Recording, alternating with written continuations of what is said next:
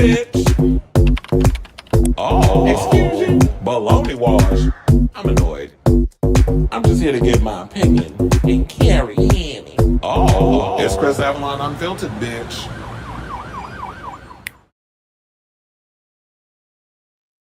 Hey y'all, welcome and happy Monday. It's your boy Chris Avalon, and welcome to a brand new episode of Chris Avalon Unfiltered, a show we basically talk about all things going on in celebrity news and hot topics. So if that's a show for you, definitely stick around because we got a lot of tea to spill today.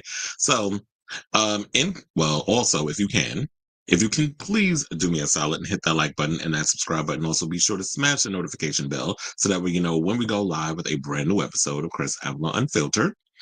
And so, yeah, today we're going to be getting into this Kendrick Lamar Super Bowl halftime performance, which has pretty much divided a lot of people. Some people said it was the worst halftime that they've seen in a long time. Some people loved it. I'll give you my opinion as we go through the whole situation. Plus, people are so pissed off at this halftime performance. Jay-Z's even getting backlash, and they saying it's time for him to step down and bring somebody in because they want pomp and circumstance. So we're gonna be talking about that. Plus, Cardi B is spilling tea about she was at the Super Bowl yesterday, and she's going in on Donald Trump and what she had to go through to be getting up in there. She said she messed up her shoe, and even talked about her uncle got deported under his whole little situation. So we're going to talk about that. Plus, we got to break down this Rob Liefeld drama and Beau DeMayo drama because, we talked about it a bit on Friday. I know I was supposed to do a show yesterday, but child, it was a lot going on. I was not in the mood to get up on here and do a show. So I'm going to give it to you today. Rob Liefeld, who created Deadpool, there was a whole bunch of drama and stuff going on behind the scenes with that. And then Beau DeMayo released one of his videos that was behind his paywall over on OF, where he was breaking down all the stuff that went down over at his time being the showrunner of X-Men 97. And of course, I have the whole rundown, so we're going to break it down when we get to that topic. Plus, David Schwimmer chair is calling out Elon Musk to ban Koonye West again on the Twitter because he went on this whole anti-Semitic tirade. I have my thoughts on that. Plus, Stephen Twitch's boss family recently did an interview with Oprah's best friend, Miss Gayle, and was giving her the full tea on how they feel about that opportunist, Allison Hogan. I do not like that broad. But and how they feel about her with this whole coming out with the memoir and all the other stuff. So it was a two-part interview. I know they revealed the first part today. They're going to reveal the other part tomorrow. So we're going to talk about that and a whole lot more. Plus, Michael Jackson's one of his alleged victims is being accused of making some disgusting allegations in court regarding the King of Pop. So Michael's attorneys are going in on him, and that will be James Safechuck. So we're going to talk about that. Plus, Ashanti is mourning Gotti and reflecting on their complicated relationship amid his recent passing. We're going to talk about Chappell Roan doubling down on her call to action for the music industry and other musicians who actually came forward and have matched the donation. They still waiting on that man with the op-ed piece. He ain't donate $25K yet, but there's other artists who have, and we're going to talk about those who have matched Chappell Roan's pointadas.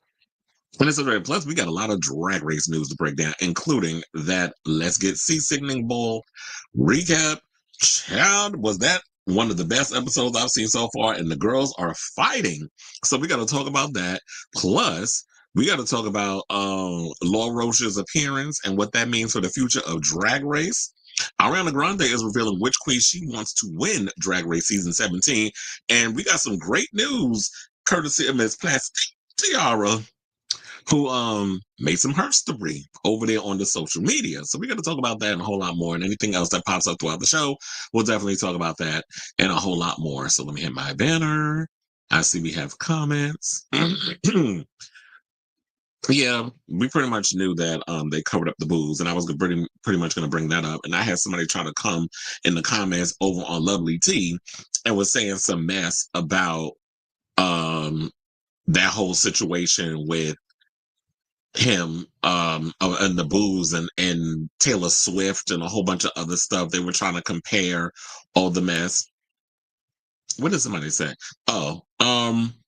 Because when Lovely Tea went well, you know what? I'm going to get to that when I get around to the topic. So I'm going to just hold off on that for a second. But you said as a person from LA, I'm here for the representation. Okay. All right. So now, without further ado, let's get into the main topic, which would be, Kendrick Lamar turned up and showed out last night at the Super Bowl halftime performance. And I know it's been a mixed bag. A lot of people loved the performance. A lot of people didn't like it. I love that it was unapologetically black. I love that it was unapologetically hip hop. And I know a lot of people were expecting pomp and circumstance. Y'all wanted explosions. Y'all wanted choreography. Y'all wanted people flying across the damn stadium. I mean, maybe if they got Pink to come on and do the show next year, they could do that. But for now, I just think that a lot of people, we're in this era of division and racism is rearing its ugly head. And, a certain president or someone who's acting like he's the president but ain't really doing nothing but just signing executive damn orders and acting like that's actual work. When it's like, okay, your stroke of a pen don't mean jack shit because a lot of legalities is going to come with the stroke of your stupid pen and the ridiculousness that you allowing that other idiot apartheid Clyde to be doing up in there messing with our social security and our freaking money and all the other stuff. So all the felonies that y'all up in there creating is what everybody should be focusing on. But yeah, of course, in Black History Month, everybody's been unapologetic blackity black black black, and I'm here for it. Last week people was the clear folks was pissed off about Miss Mama's Beyonce winning best country album and album of the year, and say what you want about she bought it or Jay-Z bought it for her and all the other stuff that's going on. It's a bunch of hokey. It's a bunch of BS. And I'm not going to sit up in here and go through the whole history of, the banjo actually came from Africa. The fact that, slaves, when they came over to America, yes, they brought the banjo with them. There's history behind that. Google schmuggle. It is your friend. I don't want to sit and have to go through the whole history of the contributions that Black people have contributed to country music. Same thing with Kendrick Lamar. He went in, he did his thing. Yeah, he dragged Drake, rightfully so. And I had to cackle because Charlemagne I ain't never seen that man throw a bigger temper tantrum than he did this morning, where he was going in talking about, oh, he's so much bigger than not like us. He didn't have to perform that song. And I'm sitting there like, sir, if you would just sit and say that you're a hardcore Kendrick fan, which I am as well. I'm a big Kendrick fan. I was a Kendrick fan long before this whole beef with him and Drake. But here's the thing. Drake and J. Cole, them two light brights, decided to assert themselves. And I know I'm a light bright too. That's why I can say it. Asserted themselves, started this mess, and Kendrick came in and finished. He did a checkmate, especially on Drake, because Drake was running his damn mouth, acting like he the greatest rapper of all time. So if you don't sit your singing ass down somewhere, because you are not the greatest rapper of all time. I can name 5 off the top of my head, and you are not a part of that list.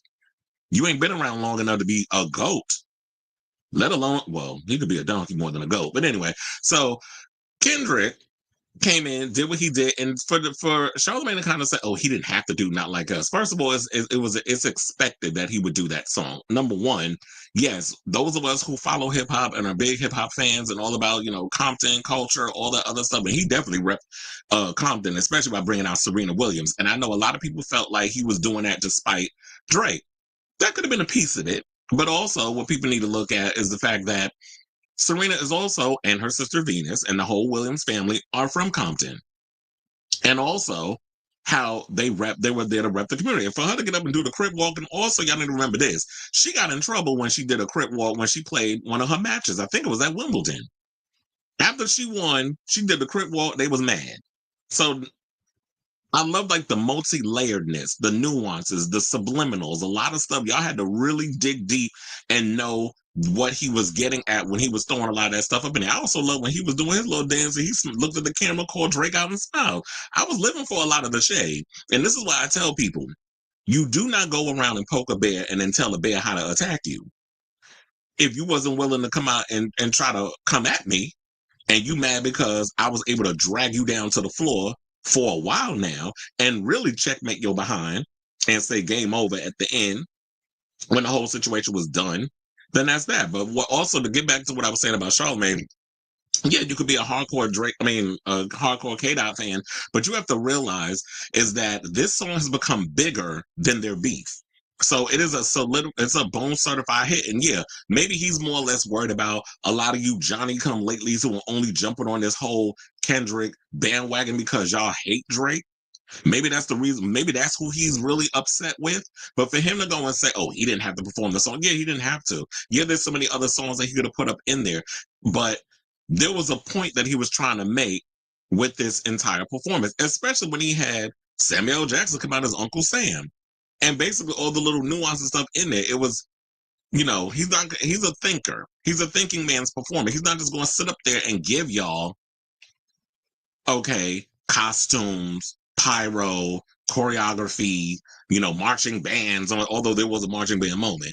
But he wasn't going to give you all of that stuff up in there like y'all would expect from a Beyonce. But Beyonce gave you nuance too when she performed. He's not going to give you Lady Gaga and Madonna and all that other stuff. That's not the type of performer he is. He's a conscious rapper, if you want to kind of put him in that category. Somebody who is going to make you think. And clearly, a lot of the people that was mad over that performance are not thinkers. They're probably emotional and not people who actually use their damn brain. So the performance opened up with a monologue of Samuel L. Jackson clad in a patriotic outfit. K-Dot ripped through the promotional track from his latest album, GNX, the former #1 record, Squabble Up, which I told you that's my favorite song. When I hear music, it makes me dance. Where they use that sample, because, I love me some freestyle. Maybe I don't know, but now you know. And then, he did Humble, and then he did DNA, which is another favorite of mine. I love DNA. Good Kid, Mad City. That's like one of my favorite records, actually, I will say, from Kendrick. GNX is all right, but for me, it's like Good Kid, Mad City will always be like one of my all-time favorite records for him. But anyway, so I love the fact that the backup dancers wore red, white, and blue, and at one point they basically gathered together and to symbolize the American flag. So it was basically him saying that, you know what? I know that y'all want to set up this current administration, and a lot of the cult members that follow his BS want to act like America is basically a white man's land, which do we need to go into a conversation about colonization during Black History Month? Do we need to? So what he was saying was America is for everyone, even though technically America was full of indigenous people, Native Americans, until, certain colonizers came along and did what we love to do. We love to go over to people's lands and tell them how to live and colonize and cause the genocides and all that other stuff, which is kind of what, this idiot is trying to do with Gaza. So he could build his little resorts and push them out.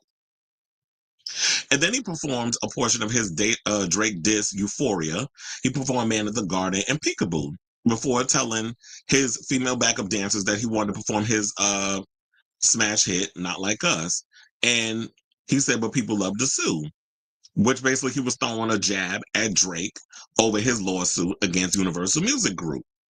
So he briefly played in the background, which I thought was funny and I also love the setting, because the setting literally looked like a long street with like the lights and all other stuff. So I love the fact that it kind of resembled like this long street, and he kept this stage simple. I kind of liked the whole setup. But then then the song transitioned to Luther when he brought out SZA, which she was cute or whatever, but some people was accusing her lip syncing, and I think she was, but it wasn't given. Her performance was cute or whatever, but I was just like, I wasn't all that impressed. But they're going out on tour together, so I guess that's what y'all looking forward to, and y'all let me know how it is. And then also, you know what? We're not gonna throw shade at K-Dot, because you know what? He is a huge artist. His last tour was extremely successful. So if people want to sit and dilute him and want to jump on the whole bandwagon thing to hate Drake, they can hate. Y'all can do all of that. But for me, it's just like there's so much more to him than that. And if the people are not willing to come aboard and really understand and accept him and like his artistry, then okay, we don't care about y'all. So then of course, when Not Like Us came out, you had Serena Crip walked by the street light. And, a lot of people, of course, as I said earlier, was trying to be like, oh, yeah, he really brought her out to kind of throw shade at Drake because they used to date. And some people was feeling like, oh, you still hurt over that relationship. You already married. You have a child. I think she has a child with him, if I'm not mistaken, just one kid. But she's married, she's moved on, she got her life, she's doing whatever. So why are you jumping on this thing? Like I said earlier, this performance was multi-layered. So I think it was the fact, it was a coincidence that, yeah, the X thing probably had something to do with it, and it was her way of getting back at his ass. Like, that's an extra sting. But then also, she's from Compton. And he wanted somebody there who was just one of the most successful people to come out of Compton to be that representation at the Super Bowl. So then he closed the performance with TV Off, which basically began with him belting Mustard. As you know, the producer of the song, DJ Mustard, stood next to him when he going through his drama. Y'all be paying attention to the news. That's been coming out with him, and I believe like he's been going through a whole marriage custody situation with spousal support and all the other mess. Yeah, y'all could Google Schmoogle if you want to get into the whole root of that whole situation. And then basically he put the final nail in the coffin towards Drake. He yelled game over. And then the funny part that I did cackle at was when he got to the minor part and how the whole audience basically just screamed minor. And then speaking of minor, did y'all notice the chain? It's a small a, which is like a symbol of the small a minor. So there was a lot of subliminals and stuff that was thrown in the whole performance situation, which I'm here for. But people need to realize it's like, you know what, how all of this started, and like I alluded to it earlier between the whole Drake and J. Cole situation. So how it all began was, it basically takes as far back as March of 2024, where he appeared on Like That from Youth Future and Metro Boomin. And when they did their collaborative album that came out, which is called We Don't Trust You. So he basically targeted Drake and J. Cole. And then but then it was like another song where J. Cole had said something or another, and then Drake was basically asking them, I guess, who was one of the greatest rappers of all time or something or another, if I can remember off the top of my head. And then, Drake responded. He released Euphoria. He released, then we had 16 in LA, Meet the Grams, and then, now like, so it's just been a back and forth situation between the both of them. And Drake was the one that started this whole mess with him. Basically, it's like, okay, so now you're gonna come out and say I'm a woman beater and I'm all of these other things. But if I come out and say that you a child molester, allegedly, and he even bleeped out the PDF files word, like he didn't say that in the performance. So that stings. But everything else is copacetic. And then you go out here filing lawsuits, which everybody's looking like, if you actually were about hip hop instead of being a op, or some people call like a hip hop colonizer, then you would know the history of hip hop has always been about, beefing is a part of it. So you get on the wax, you say what you need to say. Like, I grew up in the era of rappers going at each other, where I said Biggie and Tupac, Nas and Jay-Z, and 50 Cent and whoever else he was feeling like he wanted to go beef at the moment. And then LL Cool J had many of beefs back in the day. All the time I had, he's done a lot. I think also KRS-One used to do the whole beef back and forth as well, battle rapping. Then I remember when he did it with, what was it, him and Cannabis. That was the most iconic one that I remember when I was a kid growing up, between LL and Cannabis. When he had that song, Can I Bust? Yes, you can. Can I bust? That was my song too. But so he had a bunch of, so there was a bunch, there's a lot of history that goes with that. And for you to come up in here and act like, because you're the biggest rapper pop star in the world, that you don't understand that history, that's why everybody's clowning you and looking at you like you corny. And then you have a lot of the We Hate Drake people jumping on the bandwagon. But if y'all not really about the whole Kendrick Lamar situation, then whatever. But you can't control those people. But I also want to point this out too, because I don't know if a lot of people's talking about this. So there was a dancer that actually got on one of the cars and put out a whole flag which said Sudan and Gaza on it. And they said, because when I was watching performance, I didn't see them tackle the person, but they caught the photo, and I wanted to make sure that people saw it, so that way, there are people out here who are still like, free Palestine, we support Gaza, we don't like this ethnic cleansing situation that's currently going on. And we also need to address the fact that There were some booations that went on yesterday. There was a booing that went on towards Taylor Swift. No shade, but I'm actually glad the Kansas City Chiefs lost. I was actually betting on Philly because, Philly is literally 2 hours away from where I live because I'm in New York and I love Philly. So that was actually one of the places I was considering moving. If I was to leave New York, I was like, I'll probably move to Philly. I like the culture out there. Shout out to especially the queer community and stuff out there in the Philly, the Philly area. And so the Kansas City Chiefs lost, which I'm kind of glad because that idiot president decided to vote for them or whatever. And then I saw the Mahomes up there literally licking the crack of Trump's ass, getting a selfie. So it kind of reminds me, it was like, how was this little boy raised? Because you were this little light bright, the zebra child who has a white mother and a black father. And we know how y'all get when y'all get with these certain races. And they don't even teach y'all what it's like to be a black man in America. But because you look passable, then you align yourselves with them other people. So it kind of makes me wonder, what do you really think of black folks? You'll spread your legs for some nigga dick, but when it comes down to actually defending black folks, nowhere to be seen, nowhere to be found. We see what your true colors is. So the fact of they align themselves, and then you had Travis Kelce, who's got, where I've seen more spine than a damn jellyfish. Basically, it's an honor to play for Donald Trump or President, whatever the hell he said. And looking like boo the damn fool because you want to sit and cow down after he disrespected your girl. And they were sitting up here talking about that he was trolling her on social media because she apparently was booed. Yeah, she was booed by the Eagles. She was booed by Philly. She wasn't booed by everybody. But you got booed too, sir. Because when you walked into the arena, stadium actually, I saw the videos. I don't need to go on these mainstream conglomerates to get the information because they're all in your pocket. They're all scared of you because they don't want to feel the aftermath, the outcome, the wrath of what it is you plan on doing. So they're not going to give people the true tea of what actually was going on. But I watched the videos on social media, and there was one person that was like really close down to where the ground was. They were like, they had really good seats. They was like way in, like maybe a couple of rows up from, the floor. One guy sitting there screaming boo and said, "You effing traitor." I heard it with my own ears. I even sent a friend of mine the video in the group chat. I even posted in my Instagram stories. But yeah, people was out there saying, "You effing traitor." He was booed. I saw he was there with Ivanka's son. And, we're going to get into what Cardi B had to say about him too, because she was saying it was hell for her to even get in the damn stadium because he was there.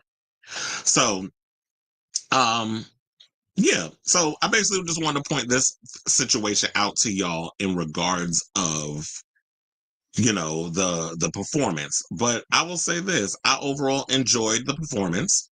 I don't know what some people were sitting there talking about it was the worst, but we're going to get into that video. I mean, we're going to get not video, but we're going to actually get into that story in a second because I wanted to kind of like separate the two, where we're going to go in on people talking about that they don't want Jay-Z headlining this whole, the music portion of the halftime performances. So I'll say all this to say, you know what? At the end of the day, K-Dot's performance was undeniably hip-hop and unapologetically black. I get that a lot of people, y'all prefer all the pomp, circumstance, and spectacle of a typical live performance where y'all want sleek choreography, danceable songs, and pyro going off every 2 damn seconds. But the performance, in my opinion, was just much more deeper than that. And it's sad that a lot of people, look, art is subjective. You have a right to like what you like.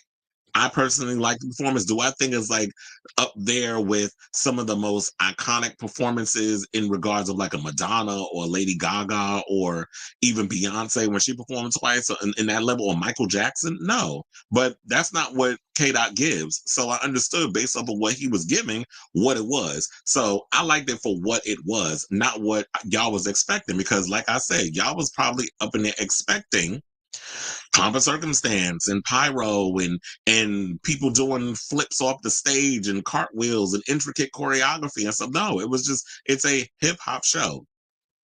So now, speaking of Drake, since we was talking about him, and the whole Serena and all that other stuff. I hope will be the last time that they address this situation, the whole beef. I hope we can finally put this to bed. I hope that after you say game over, that it is game over, that you just did your piece, you're ready to move on, and that sort of thing. However, I do also feel that maybe that's not necessarily going to be true, because he's about to go on a joint tour with SZA. I think they announced that right after. Or was that always in the news before? I kind of sworn that I felt like SZA and Kendrick were planning on going on a tour long before, even before the whole performance happened yesterday. But in regards to this, I feel that the song "Not Like Us" is much bigger than the beef and everything else. It's this worldwide global hit. People love the song. It is now expected that he has to perform this song whenever he goes out on tour. So, like I said, the song is bigger than him. So basically, saying all of this, because it was a lot to break down, I want to hear from you guys. What do you guys think of last night's performance at the Super Bowl regarding Kendrick and everything? What were you expecting? Was it everything you expected? Did you like it? Did you not like it? I definitely want to hear your thoughts, so let me know in the comments down below. Now, speaking of comments, we got a whole lot of comments. Onyx is in the building, says, I like the performance. Only thing I'm disappointed with is songs from his older albums not being performed. I was sure he was going to. Yeah, I would have definitely loved to hear that song. I do feel like there should have been a lot more songs. I felt like, unless it was like there was an overall theme that he was trying to hit in regards to the songs that he chose. So if that's the case, then yeah, but I did feel like there should have been a lot more hit songs. There should have been a lot more. It should have been more added to that. And it was a 13-minute performance. Don't they usually give you 15? Or the standard always been 13? He said, as Tim of the Bulwark MAGA showing the racism with their coded words for the N words. Yeah, we know DEI is basically their new version of N-word because they didn't got the balls to say it because they be swallowing their damn teeth. So we already know like DEI is the new N-word for them. And also woke, woke and it's like, I hate the fact that we've allowed these clear folks to come in and just weaponize words that are actually a positive and turn it into a negative. So just like we took back the N word and we took back the bitch and the F word, rhymes with maggots. Like how we taken those words and we flipped it and reversed it and made it, a positive for us. We need to do that with these words because y'all want to sit up here and talk about DEI as a bad thing. Meanwhile, do we need to point out the fact that mostly white women have benefited the most from DEI? It ain't mostly black folks. And also, when it comes to affirmative action, white folks have benefited wholeheartedly from it more so than us. And if you really want to look at the stats in regards of people who are on food stamps and welfare, it's white folks. And a lot of them is in them red states. So if you want to sit up here and talk about reality and all this other stuff, we can go there. There was a guy yelling traitor. Yeah, that's why I said he is a damn traitor. Who does not care about you. That's why I'm laughing, like, especially when we got those Latinos for Trump who sit out here whining and crying over, I need black people to come in our corner and help us. This is not a time for us to be divided. I said, child, we tried to tell you, dumb motherfuckers, before y'all went into the voting booth. You didn't want to listen. Now, because y'all are feeling the wrath and you now are the main ones that's getting it, because they ain't coming after us now. They focusing on, the Latino community. So now y'all feeling the wrath of what black people had to deal with during the slavery time. Now y'all want us to all come join and come together in every nation. I don't think so. Y'all had y'all chance. We tried to tell you. Now we in the era of FAFO. And now you fucked around. Now you about to find out. And so sit and stand on your business. Sit in and wallow in what you chose to do. This is the direction you chose. This is the man you chose. And it's sad because a lot of us who did not vote for this idiot, we got to suffer along with y'all in certain things, getting rolled back. And we having to get up and fight. Who do you think is going to perform next year? There's only a few A-listers left. Child. Maybe we'll get into that in the next topic because that's basically what that goes into the whole Jay-Z backlash over the Kendrick Lamar Super Bowl halftime situation, where people were giving kind of their recommendations, and I was looking at some of them like, really? Y'all was up in here talking shade, throwing shade at Kendrick's performance, and you think these people are better? We'll talk about it. I'll watch it later, shared it with you, but Trump threw Vance under the bus. Well, he should have known that was coming, saying he's not the VP out loud. Well, we know this. It's like, you listen to him long enough, he'll tell on himself. Pink will be good. She has plenty of hits to choose from and her type, but absolutely, because she does stadiums. And the way that she performs, where she could be doing her somersaults in the air and all the other stuff, that she'll definitely give a great show. So I don't know why she has not been picked to even play the Super Bowl. There's so much talent out here. But Jay-Z keeps wanting to pick these certain people, and I feel like he keeps it up. He gonna start alienating Nicki and every female rapper to cry to UMG to get Sheetha removed after Nas' approval. Well, look, she did that, and then you got Drake out here filing lawsuits. It's like y'all could dish it, but you can't take it, apparently. That's what it feels like to me. Diddy's accomplice needs to okay. Not Diddy's accomplice.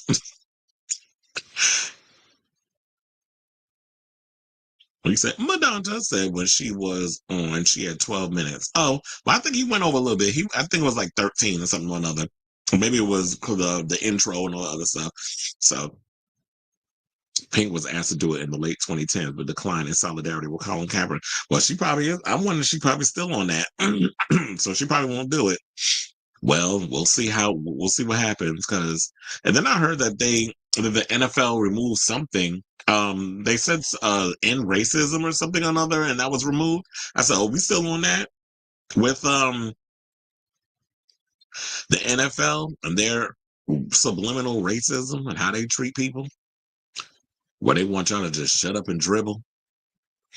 Okay, so now let's get into this next story. Because apparently Jay-Z is facing backlash, excuse me, over choosing apparently Kendrick Lamar. And I saw some people were saying, which I don't agree with, that Lil Wayne would have been a better choice.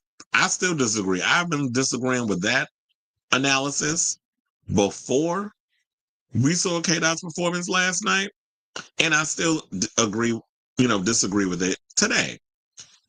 It's like, yeah, he's got great songs, but Lil Weezy is not the type of person that can get up there and really hold down a show. Plus, y'all probably not going to hear the music. It's literally going to be like we all went deaf. They're going to have to bleep so much of the stuff because all he talk about is eating pussy. Like, how many damn songs y'all going to be listening to talking about him eating a box for 12 minutes? Like, no. And plus, with all the brain damage he got from all that scissor he was sipping on, he going to have to get up there and use a damn teleprompter.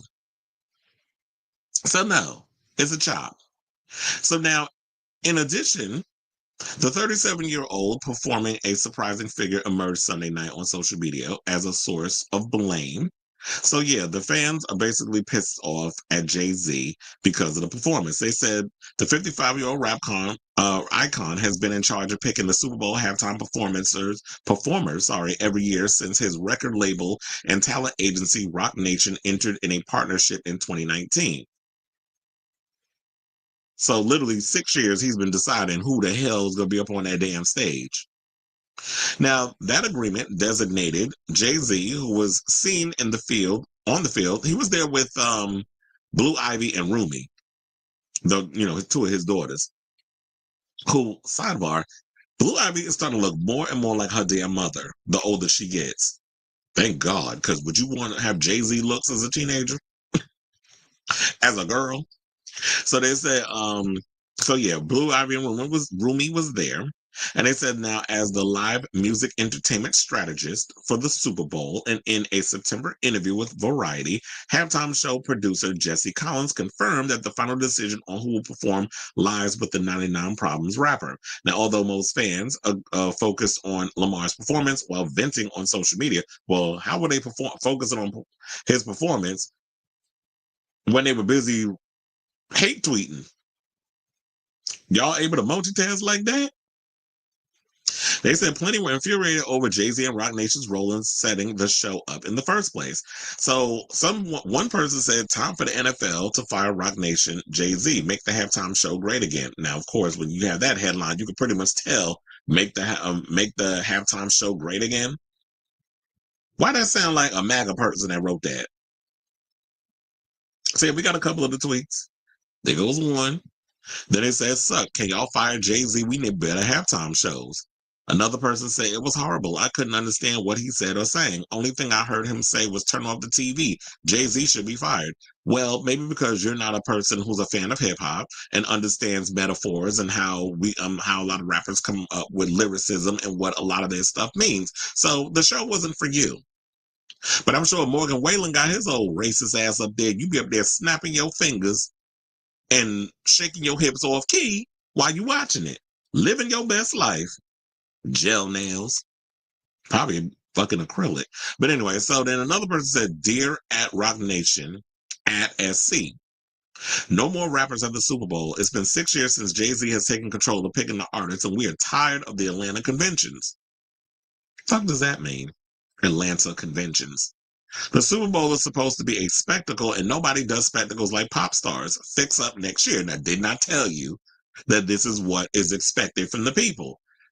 It's supposed to be a pop star thing. We want spectacle. We want razzle dazzle. Didn't I tell y'all this is what the people want? They don't want to think.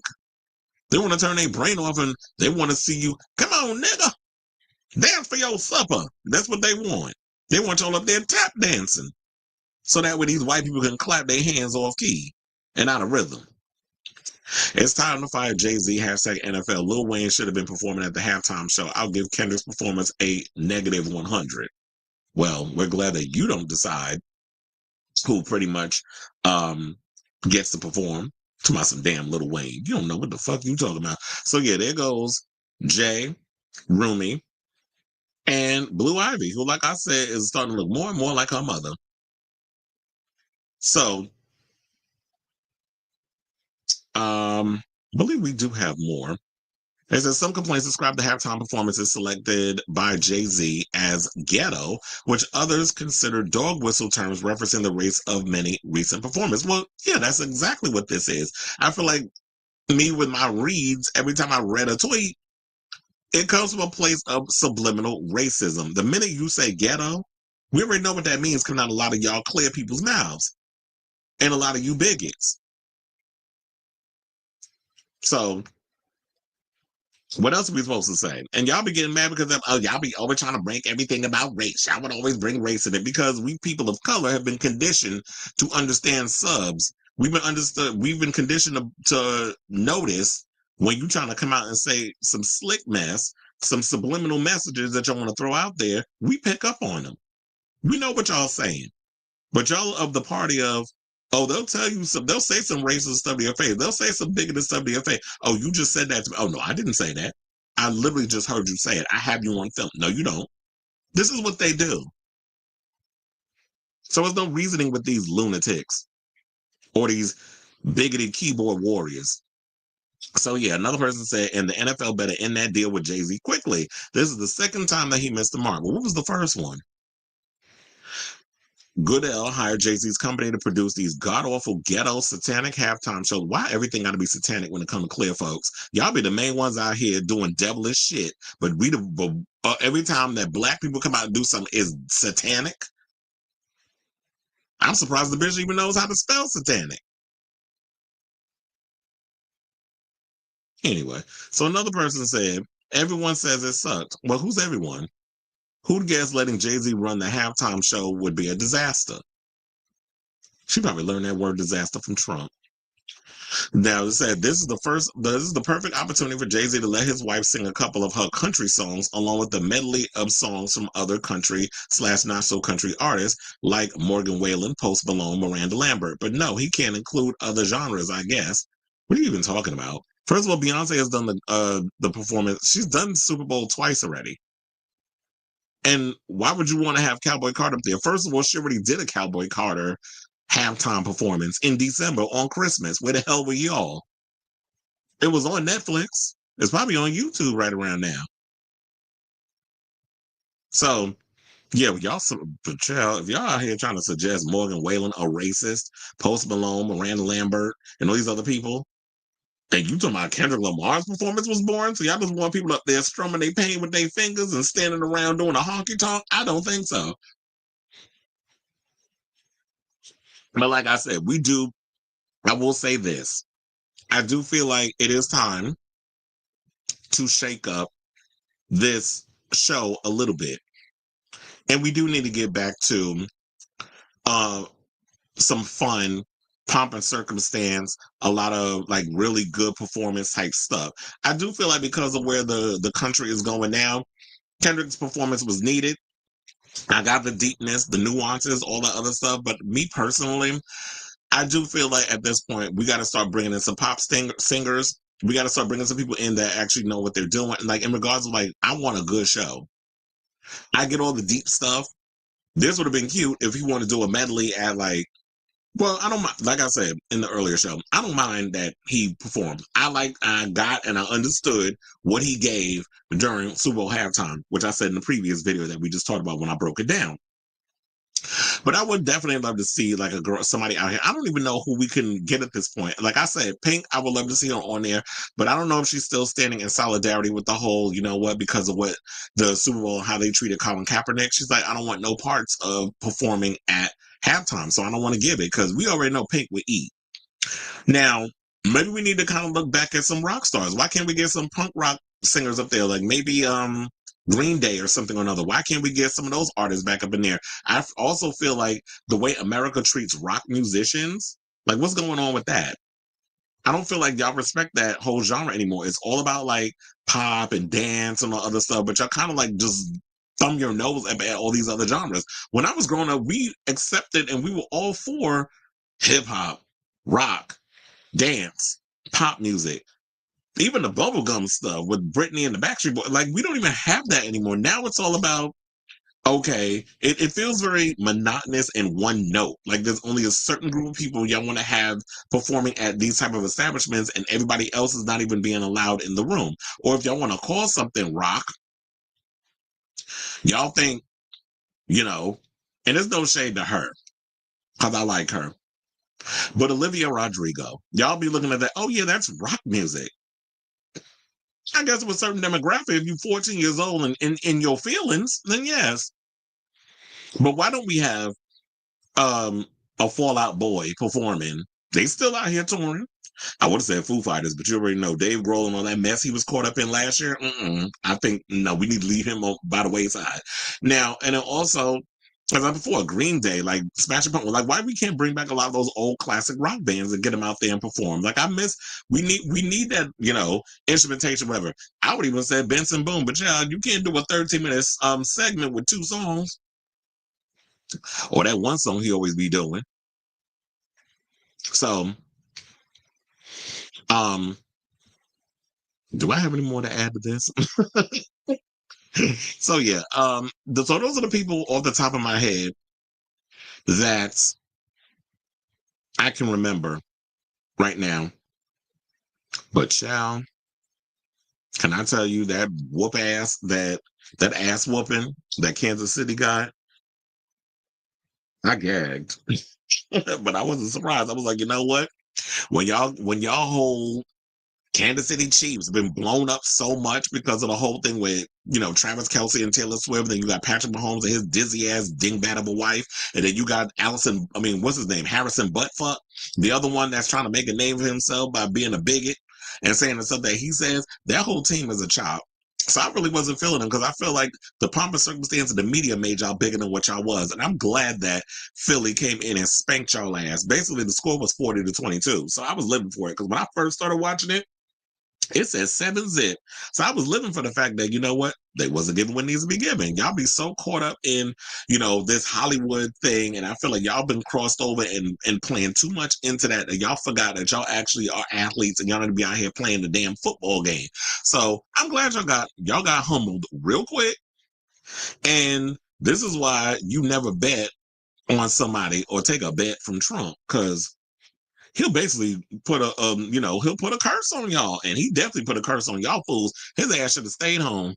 So I'll say all this to say, regarding all of this, what do you guys think of this story regarding Jay-Z getting his backlash from a lot of people online regarding him choosing Kendrick Lamar? Like I said, I enjoyed Kendrick Lamar's performance because I understood what I was watching, and I got all of it because I wasn't feeling no ways about it. I do feel like that, yeah, maybe we need to start looking at some more type of, let's change up the vibe a little bit. We need some more pop stars over there. Maybe that one that they was talking about that was, because they said that he was bad. Like, this is the second time he chose wrong. Maybe that first person they was thinking about was The Weeknd, because I was totally underwhelmed by The Weeknd. But The Weeknd bores me any damn way. His music is boring and his live performance is even worse. But so maybe he was the part that maybe that's what that person was talking about. But I want to know, who do you guys would like to see perform at the Super Bowl next year and beyond? Because I do feel like, but then again, it's like, I can't think of anybody who of this next generation who's hot right now that could really give a memorable performance, because a lot of you kids lack showmanship. No shade, but y'all lack the showmanship that I grew up witnessing, and a lot of these kids that were actually trained to give a good damn show. So I definitely want to hear from y'all. What do you guys think of the performance? Do y'all think it's time for Jay-Z to step down and bring somebody in that knows what the hell they doing over there and stop trying to just give us these as some of y'all say, these lame, lackluster Super Bowl halftime performances? So whatever your thoughts are, let me know in the comments down below. Okay, so we have comment.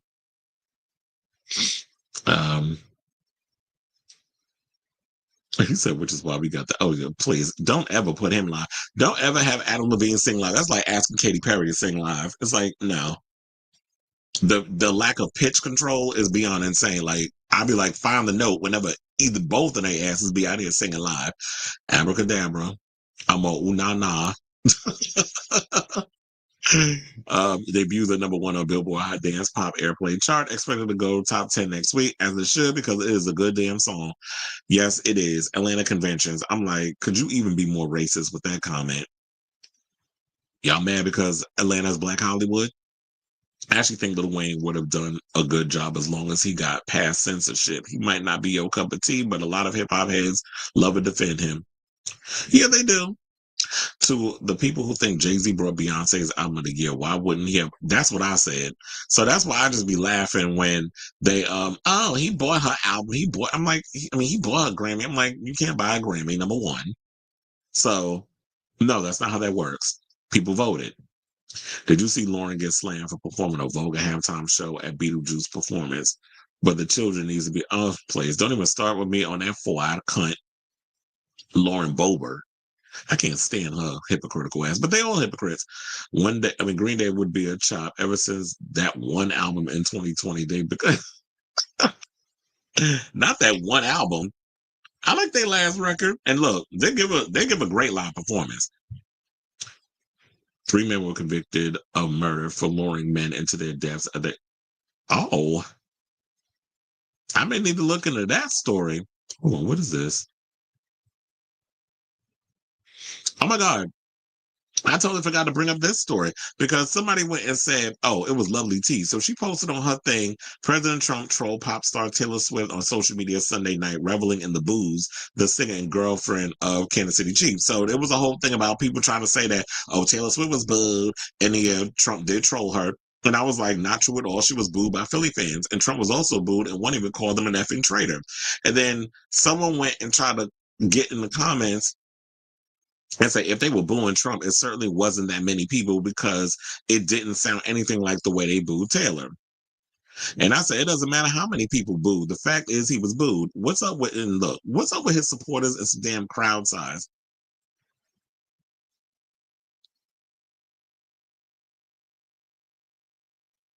And so then they go and say that's a given, though. Not everyone likes him. However, the idea he was mostly booed is an extreme exaggeration. A few people booing means nothing when you mostly hear cheers. That's not necessarily true because you didn't mostly hear cheers. I don't know where they're getting this information from that it was a lot of cheers. I'm like, I should be like, where you get this information from? Fox fucking News? Like, what was you watching? Because they doctored it, just like when Netflix went and erased the boos that Kim Kardashian got at the Tom Brady roast. So you don't think they be coming in and trying to change up stuff to control the narrative? This is what media does. This is what the entertainment industry does. As long as I've been working and knowing how the industry is, I be trying to tell y'all. But nobody. But of course, I don't know what the hell I'm talking about. Like how easily people could be manipulated. Oh wait, what was that article? I definitely have to go check that article out in regards of this one where you said the men were convicted of murder. I think this is the one that I saw on Eyewitness News where they showed two of the men and they were on trial, and I think the mother was this the one. Oh, this was the one where they were going to like what was it? The Q, which is not around anymore because there was so many accusations going on with the staff and how racist and crazy them people was that was working up in there. There was this white guy that I think his mother was coming to the trial, and there was like two men. I think they both. I think from what I saw was two. I didn't see the third, but I did. I was watching this a bit on Eyewitness News, but I had a feeling they were going to be convicted because it's like, yeah, you're these men are leaving the club. You're luring these people to their deaths, and you're basically going around and robbing them and drugging them and doing all kinds of other crazy stuff. So I definitely heard this story. To be fair, most of the hard rock and heavy metal are full on. Could be. Oh, okay. I have to.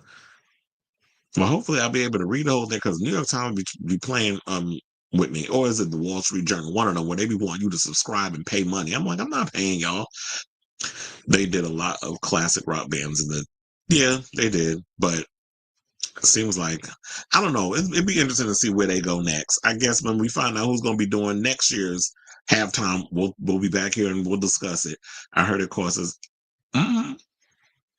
That was another thing too. Oh yeah, I'm gonna get into that when I talk about Cardi B. Yeah, he now he left due to a diaper. I mean, I wouldn't be surprised, but I heard he left like I think they said before or after halftime. So it was just a waste of our money. Like, why were you even there? You wanted to come there because you wanted attention. This is the same thing.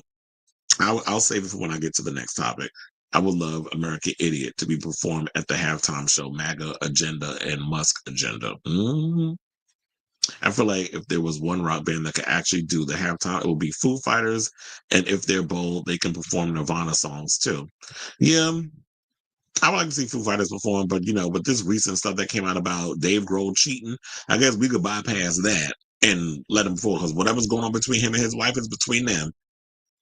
That shouldn't defer us from wanting to see him perform in this situation. Because of this case, we wouldn't have no damn artists out here performing if y'all wanted to hold everything that they did in their personal life against them. Fox added the cheers as they saw the comments from Italy, Australia, and Mexico. So they created a false. Exactly. And I'm not going to sit here and do full fledged conversations with a bunch of morons who Google is a damn friend. Just like I had to go in and windmill on a couple of people over this whole situation that I was getting into on social media regarding Scream fans, these fake ass Scream fans who are all about Gaza and Team Melissa Barrera. And I'm saying the same thing I've been saying on this show. If y'all were going so hard for Melissa Barrera, if y'all love her so damn much, where the hell was y'all when this movie came? Abigail was in theaters, which it was a 28 million, but I think it was a 20 some. Hold on, I may have to look that shit up because I had literally had to go in on some people. One person even tried to call me grandpa. I was like, motherfucker, first of all, you better hope and pray to get to my damn age. You really think calling somebody grandpa is a read? Like I was like, okay, first of all, you must be 20 years. I mean, you must be like 12. Cause yeah, that whole situation was irritating me. Oh, and I was living for because when I posted These so-called Gaza supporters with their fake outrage against Spyglass is so annoying. If they love Melissa so much, where were they when Abigail came and went in theaters? So somebody went and said Abigail made more money in its opening weekend than this, and Melissa is currently nominated for Best Actress Award. For what? When? Where? Are we talking about Oscars? Because are we talking about Golden Globes? Are we talking about Critics' Choice? Are we talking about the SAG-AFTRA Awards? Like, what are you talking about? And Joe Russo, who actually I posted on his thing, he agreed with me like 1,000,000%. And some chick was like watching it on the big screen in Australia and supported Melissa's protest. Turned out to be a great film too. Try again. And I was like, Australia isn't America. Try again, because it's not. We're not worrying about y'all worldwide fucking box office. We're talking about domestic box office. We're talking about America. We ain't talking about Australia, where you gotta be on a plane for probably 2 days to get over there. Enjoy your summer, bitch. So yeah, I was going in on these people. And so when you up in here trying to say Abigail made more money, no, it didn't. So where y'all getting that information from? Because I looked it up. And then Joe Russo was like, it barely opened to more money, and it wasn't against the Super Bowl. Because I was like, I forget what I said. Oh, I said if they so yeah, it actually did open up to the worst April. But I was trying to remember what was what was the let me see if I could actually Google it. Because it might because I looked it up, I was like, Abigail flopped. I don't want to spend too much on this though. But yeah, because Abigail did really well. Megan did bad. So here's the thing. The budget was $28 million, right? The movie only made 35. So that's $7 million more than the budget. They didn't even make the money back for the marketing. Like, how much was all of that? So y'all sitting up in here creating false narratives to try to um satisfy your whatever it is that you're trying to do. At least do the research if y'all gonna run up in here and say the bullshit that you're saying.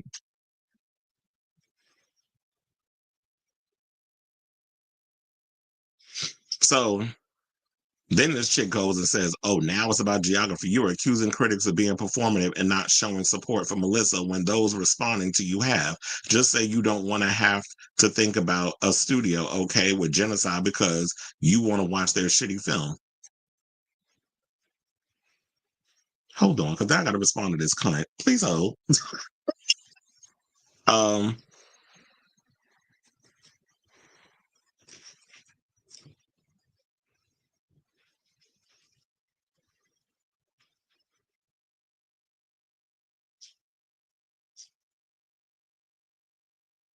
I know I should not be doing this during a live, but so what I'm trying to write, it was like there are people outside of the studio ownership, aka Spyglass,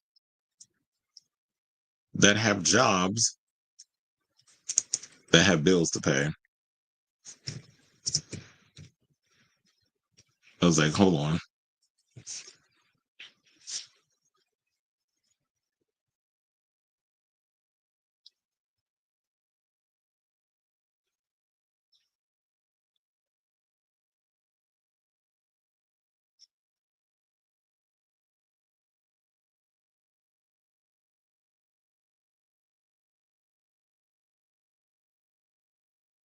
Okay, so I put there are people outside the studio ownership, aka Spyglass, that have bills to pay. Are you planning on setting up a GoFundMe to support them since you know so much? So, and that's all I'm leaving it as. The next thing this bitch say, I'm gonna block her ass because I ain't got time to be up in here arguing. You said, and not too much on Olivia Rodrigo. Well, I wasn't trying to go too hard on her. So, there's that. But anyway, let's move on. Where are we going? Okay, let's talk about Cardi B, who basically opened up a little bit. First of all, she was on Instagram Live. I'm glad somebody recorded it and posted it on YouTube because I'm gonna actually show y'all the clip in a second. But she was like eating while she's on social media, and she was opening up about her uncle got deported. It went on this whole Donald Trump rant. We're not gonna play the whole thing because the video is about 13 minutes.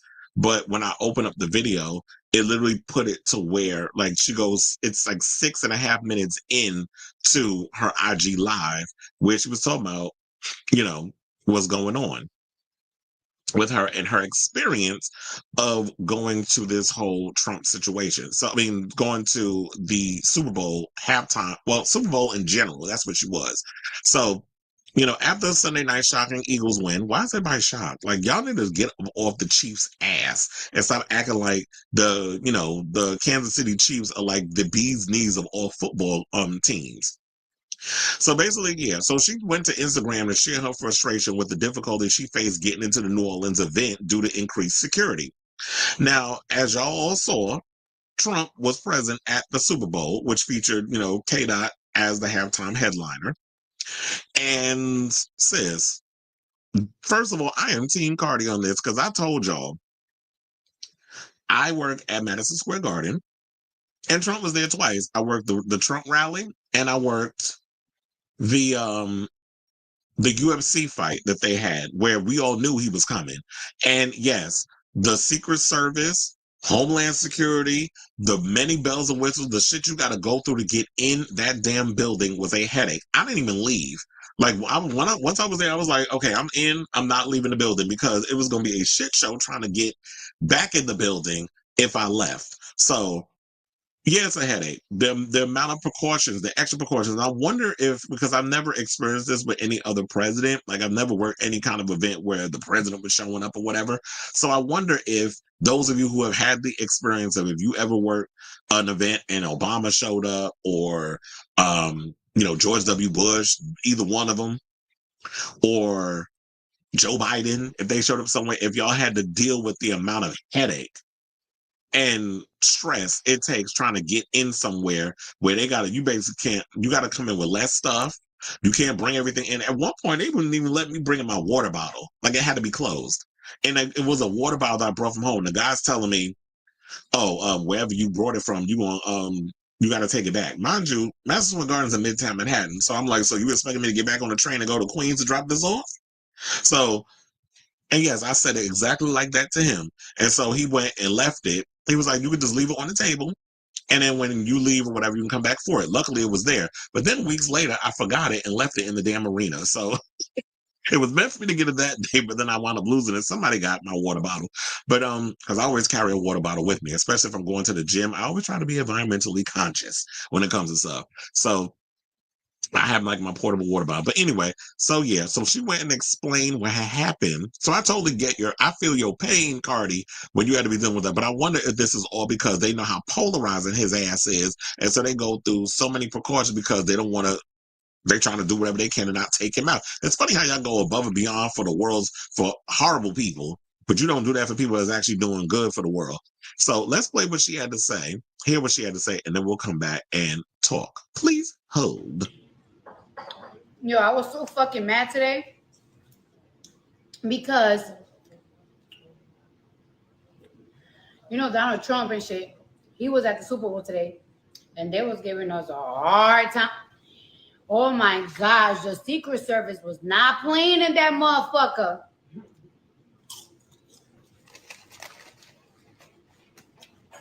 The Secret Service was not playing to get in that motherfucking stadium. Oh my God. Fucked up my shoe. Can you bring me my shoe so I can show them how? There was a part that they stopped, what's that shit called? They stopped all the little carts and shit because Trump was there. Look how fucked up my shoes. Where's my shoe?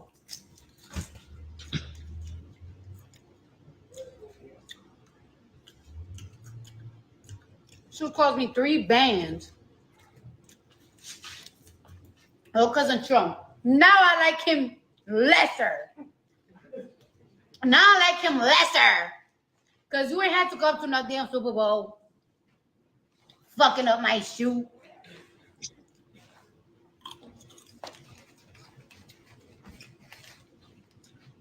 Now I really like him. Now he's gonna have to. Well, he definitely ain't gonna do that.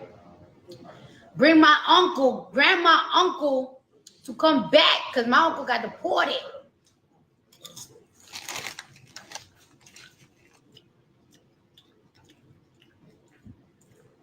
Okay, so we can pause it there. Now, based off the article, they did say that she didn't offer any additional detail regarding, the Super Bowl security concerns or the issue with her uncle, who she just revealed in the video that he was deported. I guess under this whole recent deportation situation, I guess maybe he doesn't have all his papers, whatever, the complexities of immigration, all this stuff. I ain't trying to get into all of that right now. So, and good luck to her on that. But I can totally understand because it's like, yeah, I'm literally showing up trying to look cute or whatever, wearing these crazy shoes that cost $3,000.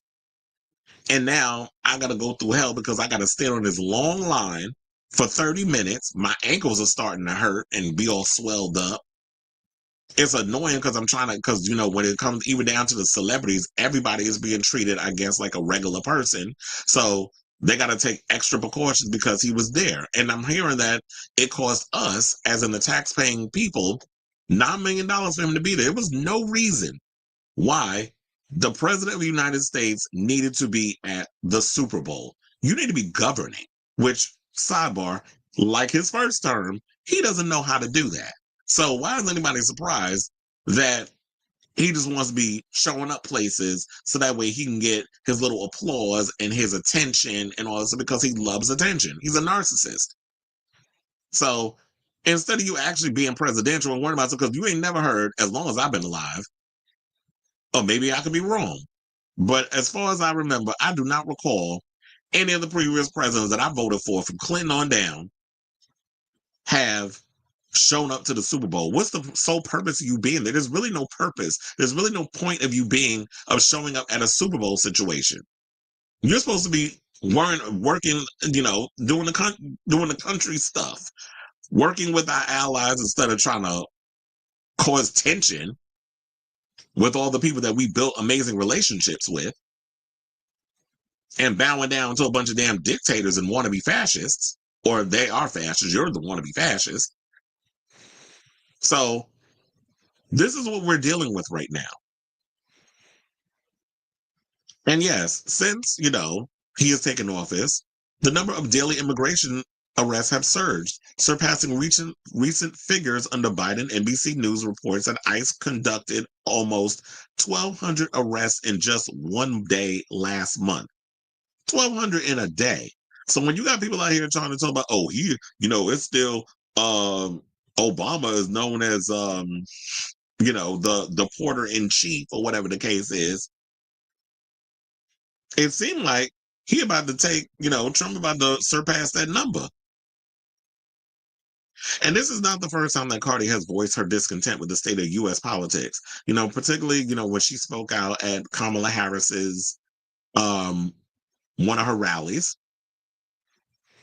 where she criticized, and in the past, before she even decided on who she was going to vote on, she's made criticisms of Biden and Trump, describing the decision of choosing the lesser evil, which is sad that we continuously have this conversation in regards of politics. It shouldn't be a lesser than two evils type of choice whenever it comes to, who we want to run the country, be the leader of the free world. This should be a place where it's like you actually have somebody on one of the sides that actually gives a good enough damn to want to make America better, to want to be able to have American people get health care that they shouldn't even be paying. It should be free, like in other countries. They're not out here paying out of their wallet for health care. They're not paying $500 for a damn asthma pump, where it's like a grown-ass man or a child has to die because their parent can't afford to spend $500 a month on an asthma pump. Or that you have immigrants so damn afraid of being deported, they're not going to the doctor. Kids are not going to school. Yeah, the attendance has dropped significantly for a lot of students because of that fear that he's invoked. So this is things that we need to be having a conversation about. But no, it's those immigrants and trans people. They're the one that's the problem. They're the ones that's causing the fact that we don't have what we have in this world. It's the trans people's fault. They're the reasons why our price of eggs are so damn expensive. They're the reason why I can't afford to pay my rent for a one bedroom. A one bedroom apartment is $3,500 damn dollars. It's the trans people's fault. It's immigrants' fault. They're taking all the jobs. Really? So I don't know where y'all getting all this. Oh, I know where y'all getting all this information from. This misinformation, we should call it. But trans people and immigrants are not your damn enemy. The enemy, as I've said 50 million times on this damn show, are the robber barons and the oligarchs who are basically robbing us blind. And the fact that you have this sloth from the Goonies looking bastard, Genocide Clyde from South Africa, having access to our personal information. Why? I don't know. First of all, none of us voted for him. So why does he have this access? And nobody's batting an eye about it. Nobody's flipping out. The only ones that I know that, what's his name? Maxwell Fox? Well, the new young Democratic guy, him, Jasmine Crockett, and AOC. The only three I can think of off the top of my head that's really out here fighting. I need lame ass Amy Schumer cousin to step his old ass down. I'm sick of Chuck Schumer. Then you got Miss Reclaiming My Time. She look like she got one foot in the damn grave. I need her to go sit her ass down somewhere too. Y'all got all these old people that y'all really thinking out here is really going to speak for. No, y'all look exhausted. Step to the side if y'all not going to really be out here fighting for us, because y'all not the future. Y'all were the future. You were the past. Things are progressing on both sides. MAGA's already, Republican Party's already established what they are. The old Republicans kind of stepped down. Now it's MAGA. Democrats need to figure out who the hell they are. So I totally get you, Cardi, on what you're saying in regards to all of this. So I'm Team Cardi on what she had to say. But anyway, enough of this political stuff. What do y'all think of this story in regards to what Cardi had to say in regards of the headache she had to endure trying to get into, the Super Bowl, which I said I totally relate because, when I had to go, and I totally forgot the day that, and luckily I got there on time. The day I had to go work the UFC fight, and then I'm like, oh my God, I totally forgot. And then I saw how long that damn line was to get in the C Tower, where a lot of us employees go in, which is a 8 pin. Where it was like, I had to go in there and I'm sitting there like, why is it this freaking line? Then I saw Secret Service. Then I saw, all these people. I said, oh, here we go. So it is confirmed. He is here. And now I'm irritated because of the overall wait period of trying to get in and they got to check your stuff. And this is just freaking annoying. So let me know what you guys think of this story in the comments down below.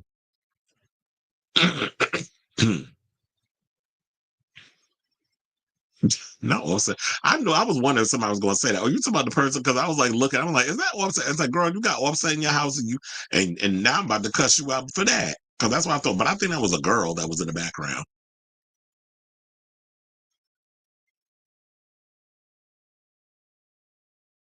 I thought we talked about this. Well, I don't know. I'll say this because I know David Howard Thornton didn't always play Art the Clown, but this feels different than the whole Scream situation. And I feel like it's because I've been a diehard Scream fan from the beginning, Nev Campbell, all that other stuff. In regards of this, with David Howard Thornton, if he doesn't come back because he is kind of synonymous with Art the Clown, that's like firing, and may he rest in peace, Tony Todd for saying something in regards of, and he's Candyman, and they wanted to bring him back and do another Candyman. They wanted to replace him with another actor, which they tried to do already with Yahya Abdul-Mateen, but that Candyman remake, as interesting and entertaining it was, it did not work. Candyman has pretty much solidified with Tony Todd. If they would have did that, I'd be like, no, I'm not here. I'm not supporting it. It's the same thing of if Robert Englund came out and said the same thing. Y'all have not proven to me yet that y'all can find somebody that can succeed what Robert Englund did in regards of another Nightmare on Elm Street remake. So if y'all decide to go in and think, oh, you could just bring some other actor in, even though technically they did do that because David Howard Thornton didn't always play Art the Clown. There was another actor that played him before David Howard Thornton came in. However, David Howard Thornton made it his own, and he's made it so iconic. A lot of people forget that they brought in another actor.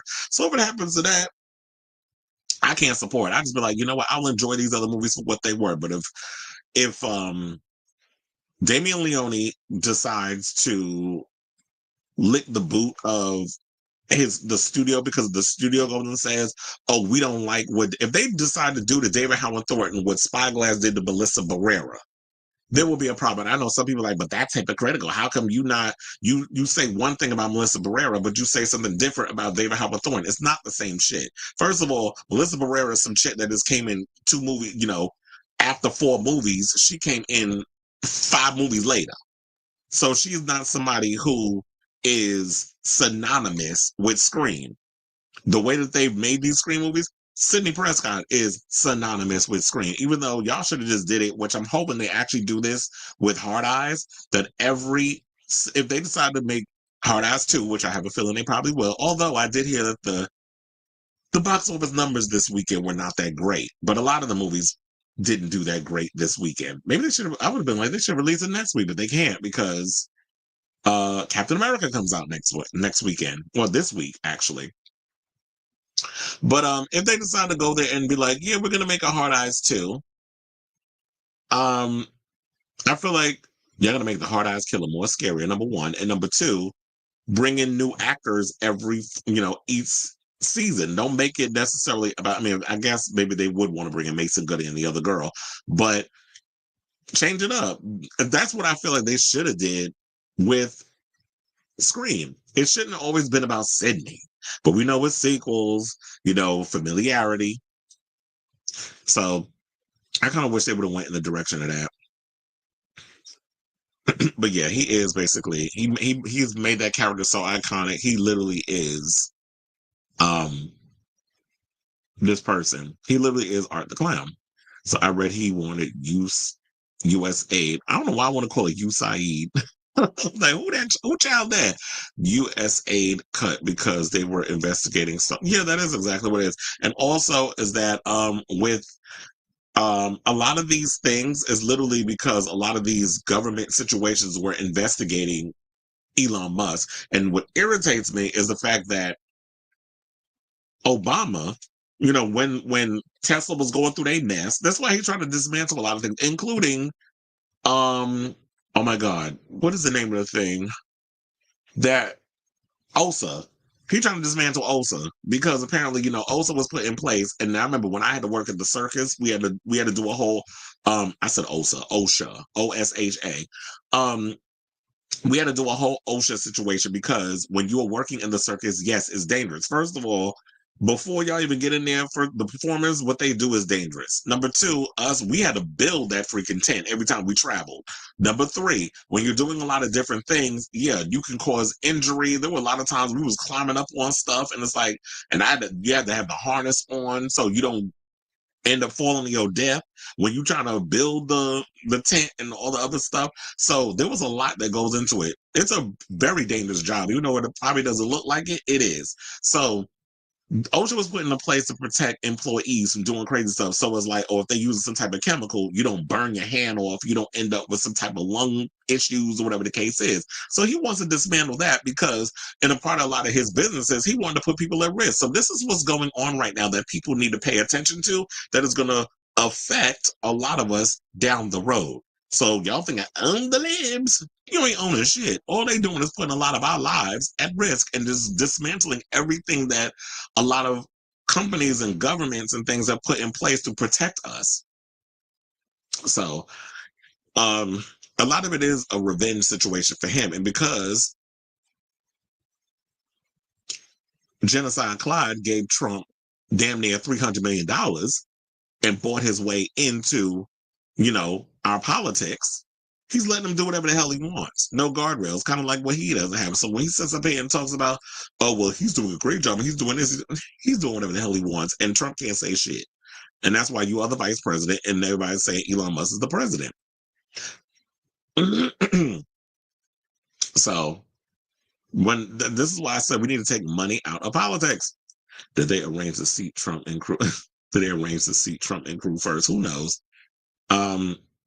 I don't know what all went down and stuff up in there. Well, you talking about when I was at the Garden? Or you talking about at the Well, I didn't even know when Trump came in. All we know is, he probably was there. They probably had him like in the floor area. There is an area that we keep the celebrities and stuff,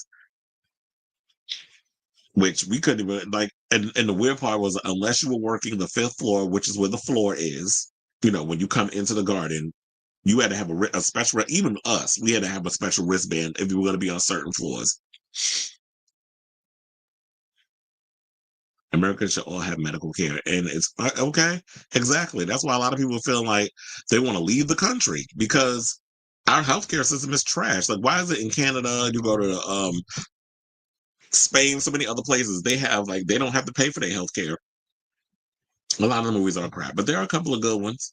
I just heard that Adora, after winning the critics, what was it, the Critics' Choice?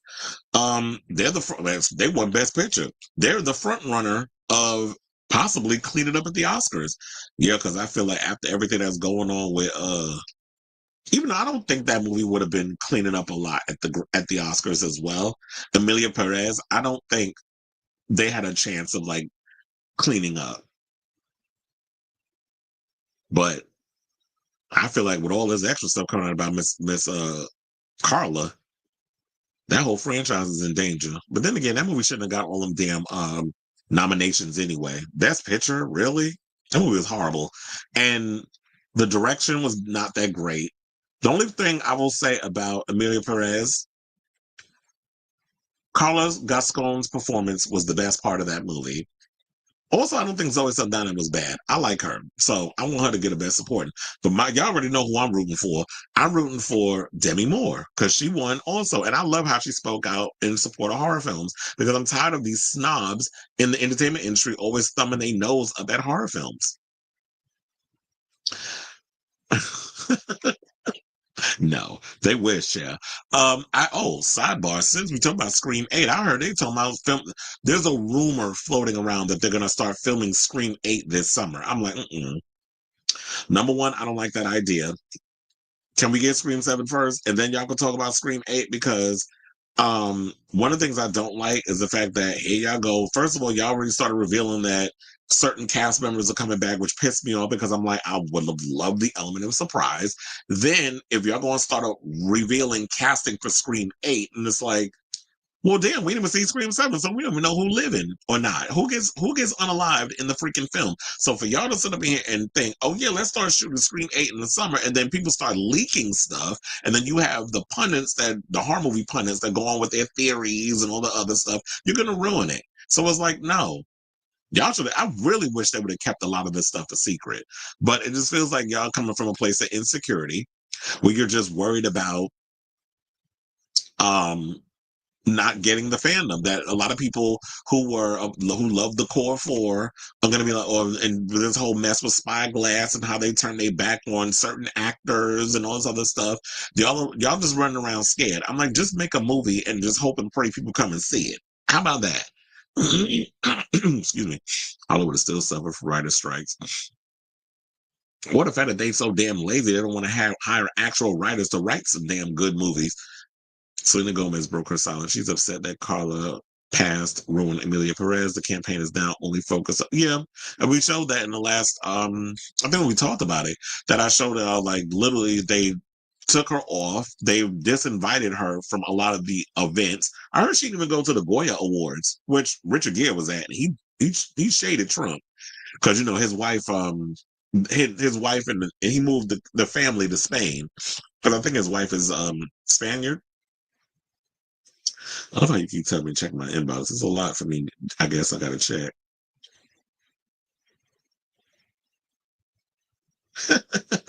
Oh, Kid Rock getting booed.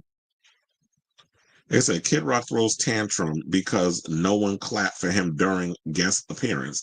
What appearance was he at? Well, first of all, nobody likes Kid Rock. Kid Rock only has 2 songs. He's a 2-hit wonder. What was it? Cowboy and Picture. Those are like the only 2 songs. Wait, is this new? Oh, there's a Luigi Mangione story. They said Luigi Mangione accepts nearly $300,000 from fans for legal defense in United Healthcare CEO murder case. And this came out 2 hours ago. Shout out to people. And I had to get into it with somebody in my timeline because I'm tired of y'all with that lazy read in regards of, oh, the only people that support, are all here for Luigi is because he's attractive. I'm like, sick and tired of that fucking argument. I really am, because I've already explained. Y'all already know. For those of you who watch the show daily or whenever I'm on here, which is mostly daily, I've given y'all my reasons why I support Luigi Mangione. Yes, let's say it. We can be honest and be like, he's easy on the eyes. He is attractive. However, I understand why he did what he did. So for people to only try to gloss over, oh, y'all only like him because he's cute. If he looked like Shabba Man, then y'all would have a problem. So basically, you trying to say, oh, somebody was so, but that's your thing. And I hate when people go and they project their shit on others and then try to be like, that's how everybody think. No, that's how you think. If that's how you feel, you say that. Don't put it off on everybody else, because that's not my feelings on that. My feelings have always been, I understand why he said what he said. Oh, he didn't solve nothing. What did him shooting that pow in that person? Because certain words you can't say on YouTube. What is that him pow somebody? How did that make change? It brought awareness to people to realize it was like, we have a horrible healthcare system. That's what it brought up, and how these robber barons and CEOs and stuff, they only care about their bottom line instead of our lives. They don't care whether we live or die, as long as you go to that hospital, you deal with your situation, and you end up with a bill in the mail, $900, because you went for a damn doctor's visit and you can't afford to pay that. I do agree. Kudos to me for defending horror, but you know what? There's a lot of messes going on right now. In regard the Carla Sofia Gascon controversy, we have the controversy with Neil Gaiman. We got the mess. We about the story we about to go into with Beau DeMayo and Bob Liefeld. The Justin Baldoni drama with Blake. Hollywood is a mess right now, but I'm living for it because it's something for us to talk about. Yeah, only $300,000. Hopefully he'll be able to afford that. But doesn't he come? I know some people are like, but doesn't he come from money? I guess. I'm not in his wallet, but yeah, according to the media and stuff, they're saying he's from money. But is his family helping him? Does he have a defense fund? Courtesy is his family helping him financially? Okay, and capital B. So yeah, there is billions in fraud. There's a bunch of y'all running around here being scam artists and frauds. But anyway, let's move on. And since we were talking about all this craziness that's going on, let's talk about creator Rob Liefeld. So Rob Liefeld, who created Deadpool, well, he actually co-created it. And he basically says that he's cutting ties with Marvel because he's tired of the disrespect of Disney and Kevin Feige. So now, Kevin Feige got this great reputation about being one of the best producers running around. But according to Rob Liefeld, and then we also got to attach it to the Beau DeMayo drama, because I really felt, and I said this on the last episode, that with Rob Liefeld coming out and saying what he's saying against Marvel, that may have prompted Beau DeMayo to release his 30-minute video that he had behind a paywall over on his OF, which went into explicit detail on all the drama he endured while he was creating and working on, well, I'd say working on X-Men 97, because he was the former showrunner. So basically, Rob Liefeld said he has cut ties in all ways with Marvel after he and his family weren't invited to Disney's after party for last year's Deadpool and Wolverine premiere. Liefeld has other gripes with Marvel involving the placement of creators' credits in the film and what he perceives as a lack of respect for the film and television studio chief, Kevin Feige. Liefeld attended the screening at Manhattan's Lincoln Center and says he posed on the red carpet with the Deadpool and Wolverine creative team, but alleges the photos were deleted before they were posted anyway, or anywhere. He said it was meant to embarrass, diminish, defeat me, he said in his experience at the New York City premiere on the latest episode of his Robservations podcast. He added that his reps tried to get the Liefeld family into the party, but they were ultimately turned away by the studio's publicity team. Disney is the deciding factor here. To have them say, you and your family are not welcome here, we tolerated you for the screening. At that point, I knew in my heart I couldn't go forward. Well, here's the thing. Maybe and this is not an excuse. Maybe they felt that, or maybe it was the media, whoever, I don't know, felt that, you know what? Nobody knows who you are, so we're not going to post you're not going to be as important for us to post your pictures like Ryan Reynolds or Hugh Jackman or any of the other actors. But that's not the point. The point is, this is someone who co-created the character. So therefore, show your respect. And I feel like just because they're not on camera or they're not celebrities or these major movie stars, you shouldn't disrespect the people that work behind the scenes that create the wherewithal for y'all to be able to have what you have. So yeah, maybe, you know, regular Johnny from around the way doesn't know who the hell Rob Liefeld is, but those who are hardcore comic book aficionados, they know who he is. So why not post his picture? I'm not saying he's got to be like page one of the little photo slide, but you can have him in there. Like you need, I don't understand like how we're in an industry where people don't show respect for the people that actually are the creators, or the artists, or the ones who actually give us something to watch and enjoy. But then again, when they said his Robservations podcast, is it the same podcast that Robert Meyer Burnett does? Because isn't his thing also called Robservations? So then he said, at some point, you go, I received the message, and the message is clear. He also emphasized that he never felt slighted by 20th Century Fox during the first two Deadpool movies before the studio, including the film rights to the Deadpool character, were acquired by Disney. Saying, I forgive you, whoever made the decision to say, hey, you can come to the movie, but we're not going to talk to you. We're going to treat you much worse than 20th Century Fox could ever imagine. Maybe you should work on doing better for the next guy. So yeah, so Disney and Marvel, I should say, have declined a comment, but a source familiar with the situation said that Liefeld's depiction of his treatment, noting that he was invited to the set in London and supported in hosting a series of Deadpool and Wolverine screenings after the premiere. A source familiar with the situation counters that Liefeld was invited to the set in London, where the studio supported a series of Deadpool and Wolverine screenings that Liefeld hosted. Oh, did I put that twice? And then said Liefeld claims his final collaboration with the publisher will be the Marvel comic book Deadpool team up, which releases in 2 days, and that will be February 12th. Now, Marvel does own Deadpool, though Liefeld has authorship and creative rights and monetization. They said Liefeld didn't take a buyout for the character or his work, so while he won't have creative control moving forward, the author has retained his financial stake and will get a cut of any future projects with the foul-mouthed mercenary, the source adds. Fabian Nicieza co-created the Deadpool character. I probably messed up his last name, but look, I'm glad he didn't give up the rights. He has authorship and creative rights and monetization. So yeah, it's like whenever y'all you can use the character for whichever way you want, but I retain full ownership and I will get a piece of the pie. And it's funny how somebody made some comment in regards of, I was trying to remember exactly what it said. They were trying to read Deadpool, and I'm like, what people need to realize, Deadpool's kind of like isn't he like a ripoff of Lobo? I mean, Lobo was somebody who was a mercenary who is, you can't kill him. He has regenerative powers. And he's sort of like pretty much like everything you kind of see visually of Jason Momoa. He literally is Deadpool. I mean, he is Lobo.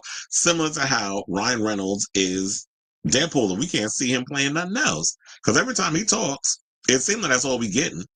So as I said before, you know, this whole situation with Beau DeMayo, you know, the whole situation with Rob Liefeld caused Beau DeMayo to go on social media and basically spill his own tea. Well, he spilled it a while ago, but he just released the video that was on his OF last year, which was spilling a lot of the stuff that he was dealing with behind the scenes while he was headlining or helming X-Men 97. So yeah, he opened up about his Marvel exit by releasing an exclusive video explaining his perspective on the allegations and accusations that led to him being fired.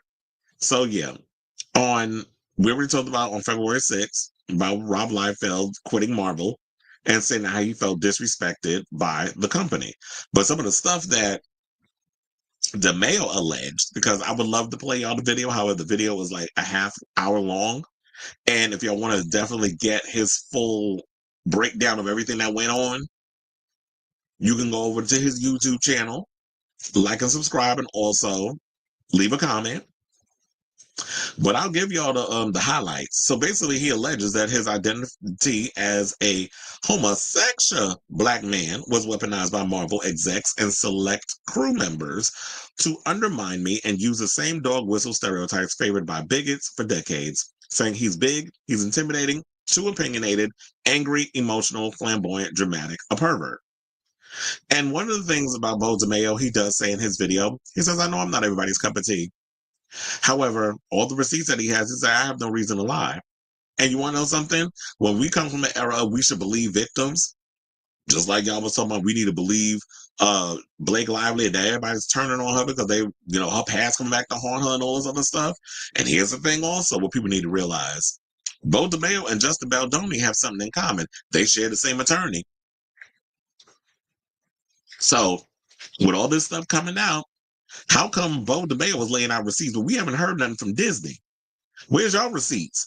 If Beau DeMayo was doing all these things and saying he was being inappropriate, name it. Let us know what he was doing. Y'all sitting here trying to act like y'all are so innocent. I want to know the tea. So then he also went on and said, because there's a lot. So let's just go through it really quickly. He also alleged that he fought Marvel execs over his desire to adapt storylines from previously published X-Men comic book runs rather than create brand new stories for the show as they desired, and he was called uncollaborative, too difficult, and too much of a fanboy. They openly resented me fighting for the fans. And that's what it is the fact, and that's why we love X-Men 97 season 1, because it's like, while there were some issues, and I know some people had their complaints, and little nitpicky complaints or whatever, it did feel close to the source material. And it's like, yeah, we could branch out and we can do different ideas and all this other stuff. However, there's so much source material already from the comics. Why do you need to try to come up and be creative and make shit up and pull things out of your behind when the source material is there in the comics? I never understand that when it comes to a lot of comic book adaptations or even video game adaptations. Like, there's so much source material. That's what I love about The Last of Us. It's like, yeah, we use stuff in the game, but we expanded upon what was already written and what was already created. And I feel like that's a good collaboration, not just let's just, come up with a bunch of stuff. Let's just make things up. You can adapt things and expand on it rather than, oh, let's have Jubilee do something that Jubilee would never do. The fans would eat you alive if they saw that you had a character that is not known for doing certain things, doing something out unorthodox. And then it would be easy for them, oh, it was not us, it was him. But we know the buck stops with y'all. But of course, when people of color, and it's very slim pickings when it comes to showrunners that are people of color and a minority. So as you're a man, well, being a man is not a minority, but being black and a homosexual, those are two strikes. Against mainstream, media or people and within that. And I keep telling y'all be acting like Hollywood is so damn liberal. It's not. There's a lot of conservatives that work up in Hollywood and run it. So they also want to say DeMayo alleges that executives painted him as abusive when he declined to have the character of Jubilee make gang signs or paint what they thought she was from Compton, and then and have the character of Jubilee make gang signs or paint the sky with plasmoids in the shape of middle fingers on a cartoon on Disney Plus. Really? Sidebar, I am liking a new Spider-Man show though. So I will give them that. DeMayo alleges that they are near criminal working conditions for VFX and animation artists in Marvel, and that people who worked on X-Men 97 were rapidly losing weight and having mental breakdowns. And when he emailed Marvel leadership about these issues, he experienced retaliation. And y'all already know the conversations that we've had in regards of VFX people being worked to the bone because They're being overworked, and having to hit a short deadline because y'all want to do reshoots, y'all setting schedule release dates for certain movies, which y'all really need to stop setting dates for these tentpole, big budget, animated or even live action superhero movies. Stop setting dates because then you're making it impossible for your VFX team to meet the deadline, which is like a lot of times when we watch certain movies, you'll hear complaints from the fans that'll be like, oh, that effect looks a little wonky there. Oh, that looks bad. We've heard y'all say it in The Flash and many other movies because of this. So I believe what he's saying with this because we've had this conversation before. We've heard these grievances, and not just from Beau DeMayo, from people who work in the VFX situation or people who work on big budgeted movies. DeMayo alleges he notified a producer on X-Men 97 that one of our leads is having a potentially exploitative, I should say, sexual relationship with a production assistant, and the producer buried his report and informed the individual in question of DeMayo's complaint. He alleges the same producer on X-Men 97 repeatedly joked to crew that he showed DeMayo's thirst traps on Instagram to his underage son, and his kid is wondering, do they need to buy me shirts for Christmas? This is stuff that he's saying. We already know, like, if you go on Beau DeMayo's Instagram, yeah, he's out here half naked. He's got a great body. He's good looking. I've seen him naked. Yeah, I've seen those pics too. And would I kick Beau DeMayo out of bed? No, I wouldn't. But what I do on my off time, and I want a thirst trap because this body, I work hard on it and I want to show it off. And I'm in my early 40s. What are you as a grown-ass man doing showing this to a child? Do we need to call CPS on you? Because you try to make a joke at my expense and showing sexually suggestive pics to your underage child? He also said that he alleges that an artist on X-Men 97 repeatedly denounced all men as jerks and accused DeMayo of failing the cause because he kept a male character, Cyclops, as leader of the X-Men. DeMayo alleges that a lead artist on the show told him at a company barbecue in 2021 that their husband felt that I must get a lot of dick based on how I look. When DeMayo questioned contacting producers of RuPaul's Drag Race, a show we love, by the way, about promoting X-Men 97, he alleges he was told by Marvel that they wouldn't want to alienate certain audiences.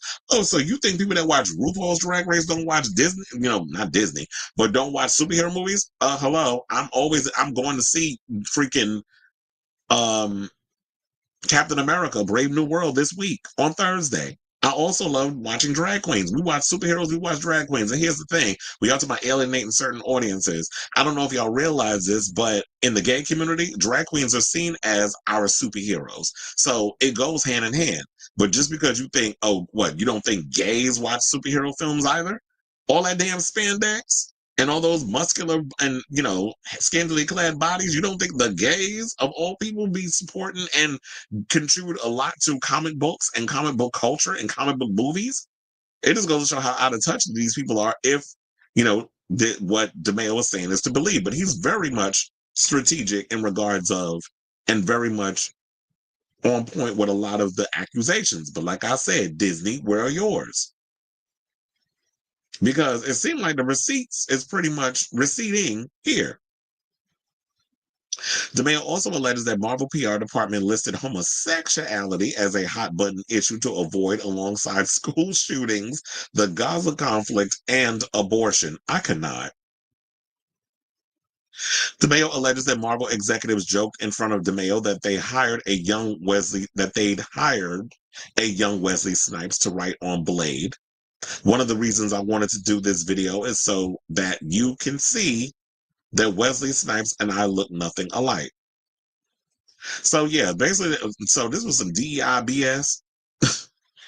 Or maybe that's the wrong term to choose. But so they basically chose it because they said, we want a young Wesley Snipes type to work on it. It's like, yeah, he looks nothing like Wesley Snipes. Number one, Wesley Snipes is much darker than Beau DeMayo. So I don't know where they're getting that, but I guess, according to some people, all black people look alike. And he also said the last straw for him was when he arrived at the production offices of Blade at Tyler Perry Studios in Atlanta. Oh, they were going to be doing it at Tyler Perry Studios? I had no idea they were doing it to there. Well, they were doing it there. So he said he arrived at production offices of Blade at Tyler Perry Studios in Atlanta and was told that someone needed to crack the whip around here. He alleges that on September 6, 2022, he sent his concerns about what he saw as prejudicial concerns on the film to leadership at Marvel. And in return, I was removed from the project in the middle of moving to Atlanta for production and then had my role on season 2 of X-Men 97 aggressively marginalized. And he said that he has receipts and eyewitnesses to back up his claims, and rather than dump them on the internet, he would prefer to relay them to authorities at Marvel and Disney so that those responsible are able to receive that I was not a full and fair investigation away from the public eye. So if Marvel is not going to do what needs to be done in regards to their job, then it's like, yeah, let your attorney handle it. The same attorney, like I said, is handling Justin Baldoni's case, and take Marvel to task. But now it's like with all of this coming out, when you have Rob Liefeld coming out with what he's saying, and now Beau DeMayo also has been speaking out in regards to a lot of stuff. It's not looking good on your part, Disney, Marvel, in regards of a lot of the shenanigans that's going on behind the scenes. And we've heard a lot of stories in regards of corporations on how they treat a lot of their talent and don't have a lot of respect, especially, when you're a person of color, how people don't respect you. If you're a homosexual, if you're a woman, or you could be a black man, the amount of issues that you have to deal with. And they don't want y'all rocking a boat or having to have an opinion about certain things. They want you to stay in your place and get your coin and do what you got to do. And I've heard pundits say that, oh, well, maybe you shouldn't have been coming out and saying all this stuff. So this is why Disney's doing what they're doing. Well, sometimes, what the corporations ain't always right. And they bank on that whole overall attitude. And maybe the reason why some of these pundits are saying that, because they want to get those invites to those premieres and get those screeners and get to go to those, reviewing situations where they get to go see the movie 2 weeks early and then, have their video ready for their little embargo when it drops or lifts or whatever the case is. I don't care about all that. I really don't. I mean, it's like, I'm going to give my full-fledged opinion. Whether people want to hear it or not, I'm not kissing nobody's behind just because I want an opportunity in a moment. But if that's what some of y'all people want to do, be my guest. So I don't feel no ways tired about Beau coming out saying what he needed to say in regards to this whole situation. So I want to hear from you all. What do you guys think of this story regarding, Rob Liefeld and Beau DeMayo coming out against Marvel, and what do you guys think this all means? I definitely would have loved to have seen DeMayo stick it out with X-Men, as well as I would have loved to have seen what his take was going to be on Blade. So let me know what you guys think of this story in the comments down below. Okay.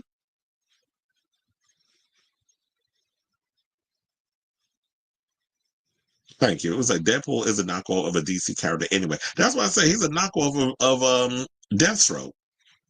So it's like, and that's what I was trying to get to it. I totally forgot. It's like, yeah, he's a knockoff of Deathstroke. And also Lobo's been around a lot longer. And so, but yeah, DeMayo is hot. A friend of mine actually got to, had met up with him. I think they were going to work on a shoot together. I don't think it happened, but he's like, yeah, I want to do a shoot with you. And I'm like, yeah, Beau, you should definitely do that. But I really hope that we get to see Beau DeMayo out here working and really put his fandom, his nerddom, all that other stuff, and be able to create something. Because, it's like once you get to be a part of this mainstream situation, it's like you can't truly be yourself.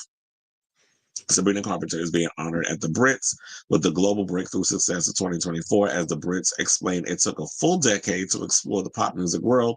Short and Sweet had 3 #1 Brit singles: Espresso, Please, Please, Please, and Taste, to doing a sold-out European arena tour for the first time in her career. I wonder if her I'm trying to remember if her tour was successful here. It probably was, but I think she probably would go better overseas. Sabrina is enjoying success that Miley Cyrus and others dreamed of, because it took Bangers, her first post-Hannah Montana project, to get UK access. Sabrina is that girl, a Gen Z queen emulating Marilyn Monroe without the tragedy and vintage 70s pin-up. Well, yeah. That's why I think they like her, because I think she's up for being able to navigate through this whole pop music landscape.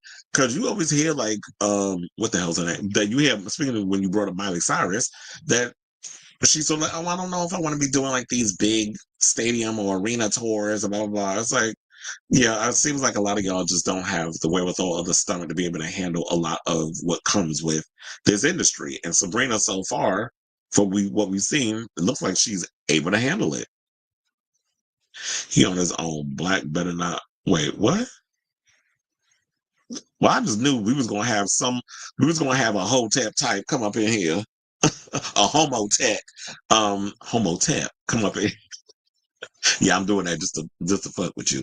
But it was like I knew there'd be a homotep coming up in here making a comment. It's about because of what he said. You know what? Look, I say this all the time. It's like, yeah, there are people who nobody's perfect. People out here when they made little comments or said certain things, I wouldn't mill on them on that. But if you are dealing with any kind of discrimination, I'm here for that too, where you should be able to speak out and give your opinion on certain things. But if there were situations where it was like, yeah, you were coming out saying a lot of problematic stuff, it's like, yeah, you should be smacked around and for making those comments too. But anyway, okay, chill. Let's get into this foolishness. And let's talk about David Schwimmer basically calling on, apartheid Clyde. And for those of you who don't know who David Schwimmer is, y'all should know who that is. But yeah, for those of you who don't have no idea, David Schwimmer played Ross Geller on Friends for like 100 damn seasons.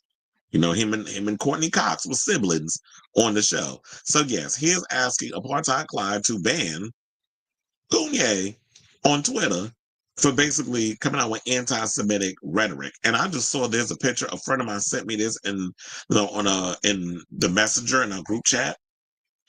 Sent me a picture of Koonye out here with a damn like selling shirts on his website with a swastika on it. This is where we are right now, because he clearly didn't get attention by promoting his Australian mail order whore at the Grammy red carpet, coming out butt ass naked.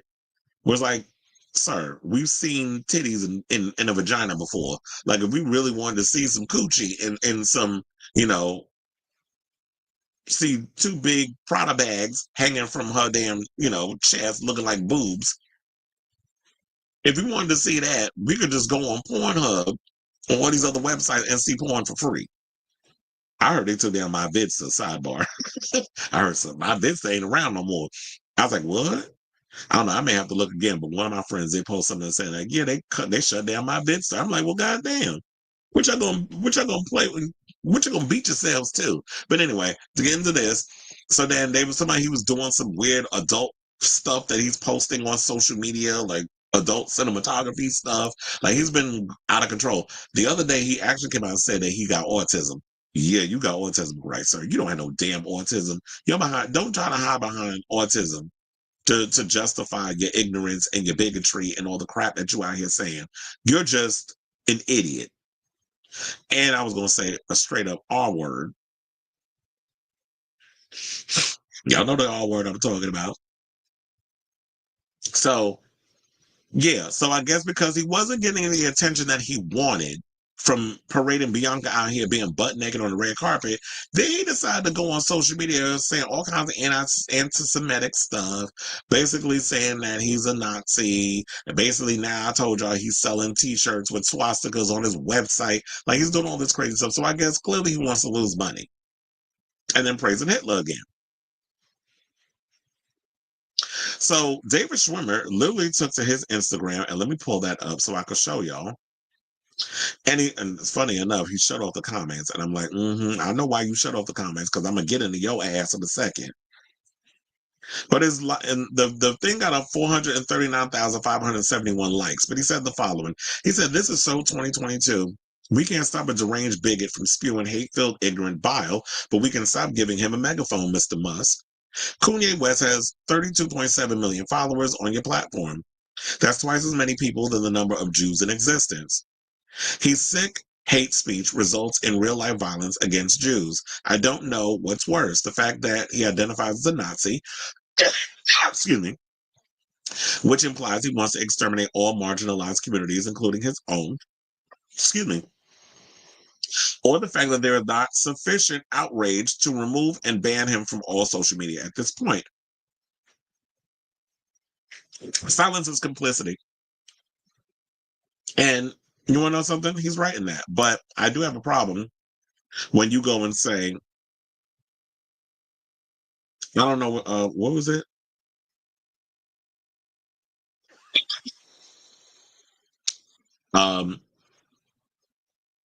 What is that? His sick hate speech results in real life violence against Jews. I don't know what's worse, the fact that he identifies as a Nazi or the fact that there is not sufficient outrage to remove it and ban him from all social media at this point. But here's the thing. I just want to know because, and I'm not excusing the behavior, because Koonye calls all of this into his, into his zeitgeist. He calls all of this upon himself. He wants the attention. You shouldn't be afraid of the backlash. But when people come out and say things that isn't anti-Semitic, that is based off of certain things that they have learned from certain people, could be whether Black Israelites or history, whatever the case is. Didn't y'all make Nick Cannon, when he said something about Jews, y'all were ready to cancel him? He didn't say nothing I don't think was bad, but he was saying something on something he may have learned from a lot of the Black Israelites or people that he was hanging out with, and y'all were ready to crucify him. Whoopi Goldberg has said something on The View. Y'all suspended her for a week. But Elon Musk comes out here and gives a damn Nazi salute twice at the inauguration. Where was the outrage? That's what I'm waiting on.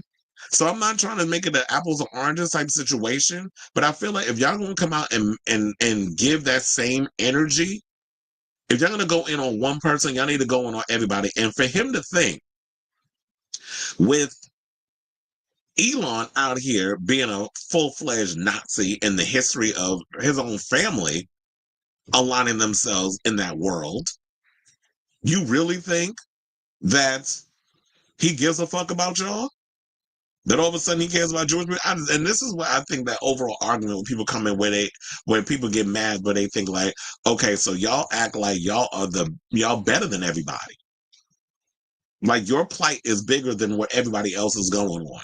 And I don't want to sit up in here and do like this is not the trauma Olympics where we're going to say like, well, what Jews went through with the Holocaust is worse than slavery, worse than the genocide of people in Palestine. Yeah, where's the energy for that? Or what happened with the Native Americans? Like, there's been many genocides that have gone on. I feel like this show has gone heavily into politics today, especially with all the celebrity alignments and what's going on with that. So yeah, I totally agree that Koonye need to get his ass handed to him and he needs to be dragged. But for him for Yoda, all of a sudden, yeah, Elon, get rid of him on Twitter when Twitter's already a cesspool of hate. And especially when you have a lot of people, not just Kanye, spewing anti-Semitic rhetoric that are coming out as full-fledged Nazis or whatever. But quiet as it's kept, Koonye, you saying all this foolishness, you look like an idiot because Nazis wouldn't even spit on you if you was on fire. So you out here trying to sell this up because you want attention. Can you just go back into the hole you crawled out of and take that whore that you fucking with you? Because we don't care about that dumb bitch either. So all this from Koonye, like I said, because he didn't get the attention parading his wife around at the Grammys. This tactic is tired. It's late. It's old. I'm over it. He needs to go somewhere. Let's stop giving him attention. But I just brought this up because it just felt a little hypocritical to me with David. And I don't know necessarily where David Schwimmer stands on Palestine, whatever the case is. I'm not trying to lump all Jews in this situation because trust and believe, as we've said on this show before, there are a lot of Jewish people who are against what Netanyahu is doing, who is against the overall genocide of the Palestinians in Gaza. And them trying to basically push these people out so they could take their land that is rightfully theirs. So not every Jewish person believes that. You have your radicalists, which is in every demographic, every group, they have that. But I'm not going to do that. But then, yeah, when you have Elon giving the Nazi salute last month twice, how you expecting him to come out and be a sympathizer for you? But before we move on, I should point out that there is an update in regards to this situation. So I know a lot of you are probably curious as to what had happened. So apparently, Koonye's Twitter account has been deactivated after critics decried his anti-Semitic rampage on Elon Musk's social media platform. So this morning, as a Monday morning, West's page was replaced with the message, "This account doesn't exist." It is not clear if West deleted the account himself or if he was removed from the social media network. So Musk reinstated his account, as for those who didn't know, back in 2023, 8 months after the rapper previously praised Hitler and posted an image of a swastika blended with a Star of David.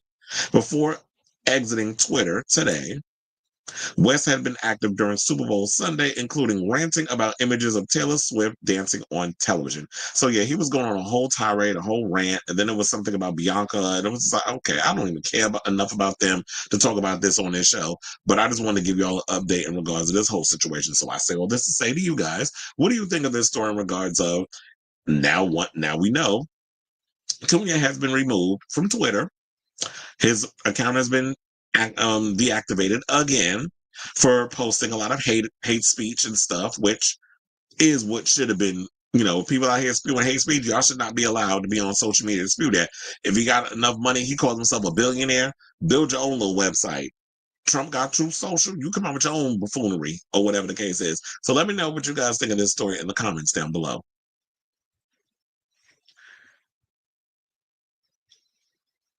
Did I read this?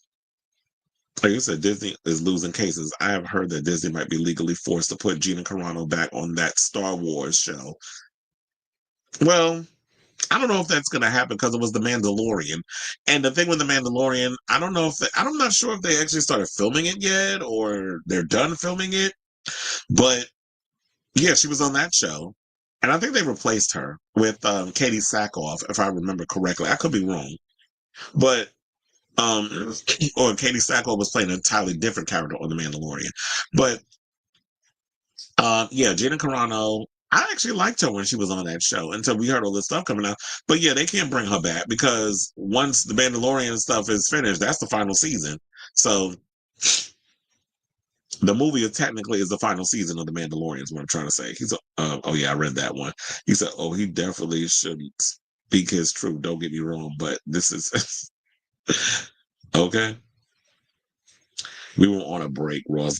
Rachel Green explaining I didn't cheat over you. You're saying you're on a break. Not the friend storyline. Yeah, I do remember that episode. Mind you, I didn't hear David say nothing about Elon. Exactly. And it's funny, I'm reading the comments after the fact.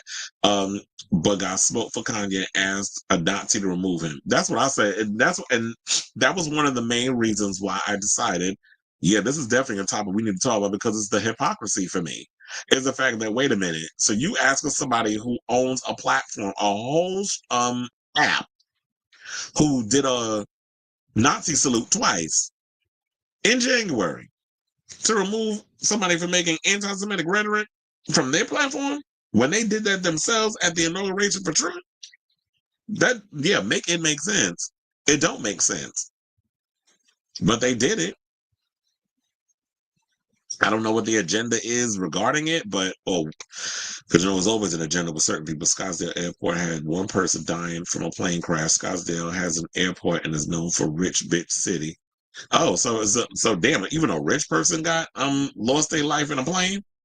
Chill, I think for the next 4 years, I'm not going no damn way. I'm not getting on no plane. I'm not going nowhere. I'm waiting till this idiot get out of office, then they can start reinstating people back in the airports and stuff. Because I like life. Like Kanye is trash, but the hypocrisy is astounding. Exactly. Yeah, and I think that's what we pretty much have come to. It's like Kanye deserves everything he's getting right now in regards to the backlash and the hate. But I heard that his numbers have grown since he started going on this tirade. But of course, negative people are gonna follow negativity. Anywho, Friends is trash. Watch Living Single, the show that Friends gentrified from. We are living, hey, single, ooh, in a 90s kind of world. I'm glad I got my girl. Keep your head up. What? Keep your head up. That's right. That was my shit back in the day. And you want to know something? I told you, I'm in a whole 90s renaissance. I watch it like Living Single. I like that show. And then, what was the other show that I like? A Different World, I think is like on Netflix. They just added that. And then I just started watching New York Undercover. I told her they added that to Hulu. So I'm sitting there, so I was on a whole New York Undercover binge last night. When I should have been watching some movies, but that was my show. Also, where's that same energy with the genocide? Okay. Come on, Jenny Side. If I was a drag queen, that would be my name, Jenny Side. This is why I simply can't take YT folks seriously because of the ish like this. Okay. Using his YT privilege to silence a black man. Though he was trash and wrong for his tweets, didn't have smoke for. Yeah, that's why I said it's the hypocrisy for me. At what point, when are white people gonna call out their own? Like I preach, stop always being so quick to be like, oh, that black man has said something negative. That kind of makes me know like where y'all stand on shit and how y'all really think. But where was that energy for one of your own? A fellow white man said some racist stuff, some anti-Semitic stuff towards you, and y'all sat there and took it. It's the same thing like when you had that, I forget the name of the company, they're supposed to be the Jewish, they're against any kind of, racial stuff against Jewish people. Y'all made excuses for him. Anybody else, y'all be ready to come out with your pitchforks and want them canceled, fired, all of that. But Elon came out, y'all want to give him the benefit of the doubt. Like, get off my line. This is why I say when it comes to a lot of these corporations like them, Glad, all of y'all are all in the pockets of these people. All y'all care about is your little donors, your donations, the keeping y'all nonprofits afloat rather than really working and helping the people. He better have that energy for other users on Twitter who spew, okay? But I guess because Kanye, and look, he said it in the comment. He said he has over 30 something million followers. So all you care about is the fact that they never care unless you got a whole lot of followers. If you got a lot of people listening and breathing your every word, they want to shut you down. Because when you got a big megaphone and you have the attention of a lot of the people, the Wayans is getting dragged for saying at Michael Jackson, we forced Super Bowl to change the halftime shows. What does that mean? That because of Michael Jackson, we forced the Super Bowl to change the halftime shows? Because I feel like it wasn't until we got Michael Jackson that it came with the Super Bowl. And I think what it was, okay, if I remember correctly, the history of the whole, I think there was like no halftime thing going around. They needed some performance or something or another to go in between one of the commercial breaks. Hence is why they brought in Michael Jackson or something or another. And then there was like, I guess the Super Bowl needed to compete with that. So they decided to create this whole halftime situation. And so in between, while they're taking the halftime break, which we do halftimes everywhere. Like if you ever come to a regular Knicks or Rangers, we do halftime. But the halftime is like 15 minutes, 20 minutes, depending. Yeah, it's like 15 minutes. And what we do is we have like little performances. Like we'll have, like for a Knicks game, we'll have three, like what they did the other day, where the Knicks got their ass beat by Boston Celtics. I'm still mad over that game. But anyway, we had three people come out. They performed. The fans in the audience got to vote, with the barcode, whatever the case is, and whoever wins, they've got like money and whatever the case is. So that we do little things like that. So there's always like a little halftime situation. That's when everybody go to the bathroom and do whatever, get refills on their drinks, all of that stuff. So I really need more. I need a little more elaboration in regards of what people are saying that because of Michael Jackson, they forced the Super Bowl to change their halftime shows. Unless what they're meaning, like they expect they're probably going in on the whole idea behind the backlash that Kendrick Lamar is receiving, because maybe what they're trying to say is because of what Michael Jackson gave in regards to the Super Bowl, that people always expect that type of performance whenever you see somebody doing halftime. So maybe that's what they're getting at. Because, yeah, like I said before, like when I read one of the comments in the earlier part of the topic, people are getting upset because they want razzle dazzle. They want choreography and costumes and pyrotechnics. They want that whole Broadway spectacle. So maybe that's what it is that they feel like maybe that's the argument they're trying to bring up. I'm just going based off of trying to analyze, I get my Sigmund Freudness. Whereas like, oh yeah, that's what it was. It was because I remember it was like In Living Color. They had to do like something in between because In Living Color, I believe, went up. It was going up against the Super Bowl at the time. You said In Living Color was why the halftime show created after they got better ratings. And leave it up to Black, because like I always say, Black people and the homosexuals, we are the culture. We drive the culture, especially pop culture, arts. We're the driving force behind it. I know a lot of people don't like that truth, but it is the truth. Black people and the LGBT community drives the arts. They're the ones who are the movers and shakers. I remember back in the day when you couldn't, if it wasn't in the clubs, it wasn't getting on the charts. Now it's a whole nother ball game. It's like, hold on, let me adjust my mic. Make sure she's on point. Anyway, let's get back into the show. Let's see where we're going. You know what? I was going to do this Steven Twitch boy story. I'm so bored with that now. I don't even care.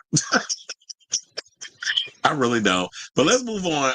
And let's talk about Michael Jackson. I'll have to erase that from the thing later on. But yeah, let's talk about Michael Jackson. Since we was talking about Michael Jackson, because that was like a good transition. So yeah, one of Michael Jackson's accusers, James Safechuck, has, there was another lawsuit, I believe, filed against him, if I'm not mistaken. So yeah, there's some drama spewing with, one of Michael's accusers who said that he basically did it with him when he was a child. So James Safechuck is facing scrutiny after Michael Jackson's companies labeled his allegations as frivolous and scurrilous. I was like, y'all know y'all went into the source to look up those words. I know frivolous, but scurrilous. Now, attorneys for Michael's companies, MJJ Productions and MJJ Ventures, filed an answer to James's third amended complaint on January 30th. The companies denied all allegations of wrongdoing in the case. They argued that because of James's own affirmative claims that he made false statements and obstructed justice in prior judicial proceedings and other inequitable, conduct by him and his associates, all claims in his complaint are barred, in whole part on the grounds that this entire action was brought by unclean hands, in bad faith, is frivolous, and by inequitable conduct.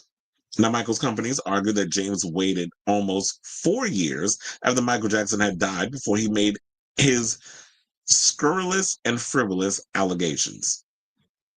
Oh my God, hold on. And I was like, wait a minute, I just closed myself out. Now, the attorney for Michael's companies added, they said, and quote, the nature of these false allegations necessarily make it impossible for the corporations to fully defend themselves without the assistance of Michael Jackson himself.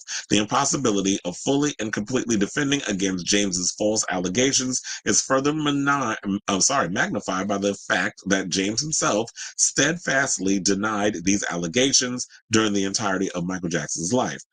The companies argued they could not possibly have been on notice prior to Michael's death that James would bring frivolous claims like those here and that they should have been prepared to defend against such frivolous claims.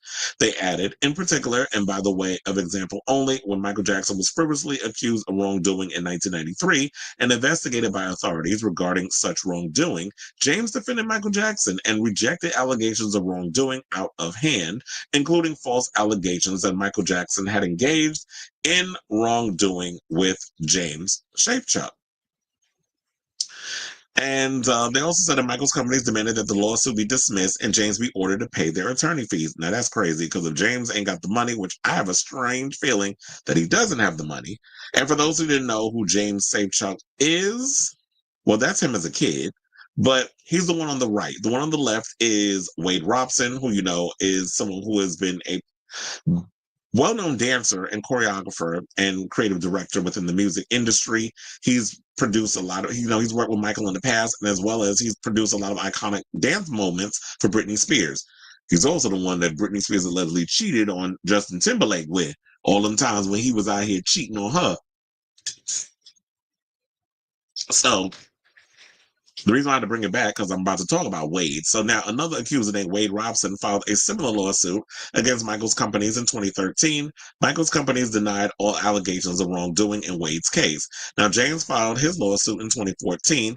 Both lawsuits were initially dismissed, but then revived at appellate court. And also, let's not forget that little documentary that they ended up putting out on HBO. Wasn't there a lawsuit filed against them for that, if I'm not mistaken? So they said the cases were consolidated and both sides are preparing for potential trial. Now, in his lawsuit, James accuses MJJ Productions and MJJ Ventures of intentional infliction of emotional distress, negligence, breach of fiduciary duty, and other claims. Now, James claims that he met Michael when he was cast in a Pepsi commercial in 1986, he said around 1986, which featured the singer. In his suit, James claimed Michael wrote him a letter several months after the Pepsi shoot, saying, "It was fun working with you on the Pepsi commercial. Maybe we can work together again. I'd like to have you come and visit me on the set sometime, or when I have some free time, you can come to my house. Keep sending me letters. I'd love to hear from you," Michael allegedly wrote to James. Well, child, if Michael Jackson never wrote me, you don't think I'm going to frame them damn letters? Now, James said he was then invited to Michael's home in Havenhurst Avenue in Encino, California, with his parents. He said that he continued hanging out with Michael, often without his parents. He claimed that they became extremely close, and Michael invited him to come to his Bad tour in 1988. He claimed the first incident of SA by Michael occurred during the Paris portion of the tour. Now, James is claiming, excuse me, James claimed that Michael was 29 and he was 10 years old. He said at and around the time, the first incident of SA, James began sleeping in Michael Jackson's room in bed with him on a regular basis during the rest of the tour. In the lawsuit, James described the alleged abuse in great detail. James claimed Michael referred to the activity as selling you some, because Michael would give him jewelry after the alleged abuse as a reward. James said that he still has some of the jewelry that was given by Michael after the alleged abuse, including a necklace with a medallion bearing Michael's face. In his suit, James claimed that he was abused by Michael from 1988 to 1992. Okay, so now this is like the headache that I always get when it comes to these damn photos. Thank you. Now, in his lawsuit, James described the alleged abuse in, where's that at? Okay, so now Michael Jackson will repeatedly instruct James to be confident and deny everything if ever asked about the abuse. This is what the lawsuit reads. Michael Jackson told him to be quiet about it and not tell anyone, even his parents, about their relationship. Now, James claimed that Michael's companies coordinated his travel with the singer. In his suit, James admitted he provided a witness statement to police in connection with the criminal investigation against Michael in 1993. He says Michael called to pressure him to testify on his behalf in his 2005 criminal trial, but he said no. He claimed Michael became upset and continued to try to convince him. Michael was found not guilty in the case. Now, as y'all already know, Michael died, or maybe not, don't know. Michael passed away on June 25th, 2009. So this has been damn near, 15 years, just about. Or it is. At the age of 50, James said he suffered the effects of the abuse for years, but didn't fully understand it until he met with a psychiatrist on May 20th, 2013. And like we said many times on this show, we need to believe victims and this, that, and the other. However, this is going to prove difficult because Michael is not here to defend himself. Like, you're literally fighting a case against a dead man. So how does this work? But I guess that's for the courts to decide and them to figure out. And that's all we have on this story right now. I would definitely keep you guys abreast of the story as it develops. So I want to hear from you. What do you think of this story in regards of Michael and James Safechuck and his case? And now Michael's legal team is coming at him with their latest. So whatever your thoughts are, let me know in the comments down below. So let me close that out. The notice when they're out of money, they want to sue a man who's been dead for 10 years, plus evidence counter their stories that was inconsistent. Yeah, I know they said believe victims, but here's the thing. Not all victims are out here. There's some people that be wanting a payday, and I really feel like, do I feel like Michael Jackson molested any children? No, I don't. I'm sorry. I just think that Michael Jackson has had a lot of abuse and trauma in his life, especially at the hands of his father. And basically was just very childlike in a way that he was out here in this whole situation. And I feel like there have been some people that have taken advantage of that and him. And it does look bad when you're out here and you just want to pay it off. When you're paying somebody $25 million, allegedly, the one that was the case that was a part of the third act of the Michael movie, which has to be scrapped and reshot, we kind of look at you side eye like, why would you do that? Why would you go and pay that money if it's not true? And it could have been like he didn't want to put this kid through any more trauma. I don't know what was going through Michael's mind at the time. He didn't want to deal with it. He didn't want to have to go through the ringer of all these cases. And I guess when people saw that, okay, he paid this person out, now let's all have other people come out and make these allegations. After the first time you sue me and take advantage, my thing would be, I don't want no more kids in my situation. I don't want to hang out with no more children because now we got vultures out here, greedy parents, allegedly, that basically want to take advantage of a situation and say like, oh, say he molested you so we can get some money.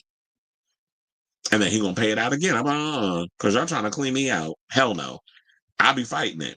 Or after the first time, I'm like, no, I don't want no more kids around me unless they my own. Michael Deeds has full on tea on Wade. Wade is petty. I have been abused, and I can say he was just a kid. Plus, he was described as asexual. He hated sex because his father cheated on his mama. That's what I think. I don't think. I do feel like Michael was not a sexual person. I don't think he liked children in that way. I do feel like that it was because first of all, he's been a celebrity since he was 6. Like he knows nothing about what it's like to be a child or to have a childhood. I mean, he has a song called "Have You Seen My Childhood?" So I know it's hard for people to try to make sense and understand that, but me thinking in the way, because he's a Virgo and I'm a Virgo, and we just analyze everything. I could totally get why Michael was the way he was and why he feels the way, why his approach was towards other people. It's like, I didn't have a childhood, so therefore I like hanging out with children because there's that innocence to them, and I want to hold on to that as much as humanly possible because I never got to. I was surrounded by adults since I was 6 years old. I had to be a man as when I'm a kid, and not understanding that whole world and having to be on the stage and performing when I'm 6, and that's all I know. So then you grow up, you manifest, you become an adult, you transition from being a child star in a band to your own solo act, one of the greatest pop stars of all time, and being around all those kids. And I do agree with that. That's what I said. His biggest mistake was paying out of court. I would have fought that shit. I'm like, no, you're not getting a dime out of me because I'm not guilty of all of this other stuff. But sometimes when you want to settle because you don't want to deal with the long drawn out stuff, you got to get out here. You actually got to get back to making music and performing, and you got your deal with Sony and you owe them a lot of whatever. Like it's a lot that goes into it. But because Michael was so damn weird and a lot of what he did, people wanted to jump on that. On top of that, kids treated Michael like an actual person, didn't care. Exactly. And the fact was, you saw a lot of these greedy ass adults who saw a gold mine. He wants to hang out with my child. Oh, I want to get a piece of that pie. So yeah, when it comes down to the molestation, I don't believe that. You said you wanted to be his friend. I think a lot of us wanted to be Michael Jackson's friend in comparison to the adults in his life. Exactly. And that's what it seemed like that it came from. It was like all the adults wanted a piece. They wanted something from him, from his family, on to the people that work in the industry and so on and so forth. And so when you have kids that just want to be around you and totally understand you and don't want anything from you, but then you have these parents that just jump on it. I would really have loved if these kids would come out and speak out, the ones that were in the midst of that, but like, no, he never touched me. My parent basically orchestrated that whole situation. That's what I would have been with that. I was like, wait a minute. I just had to take my phone off the charger because I was like, I had my phone charged for a long time. Who called me? Excuse me. I'm like, why am I getting phone calls from Columbus, Ohio, child? I don't know nobody out there. But anyway, so the editing said, kids asked President Clinton to have the tabloids leave Michael Jackson alone. They should have been more strict, not lenient. They should have been a little more strict on, the stuff that was going on, the tabloids and how they treated celebrities.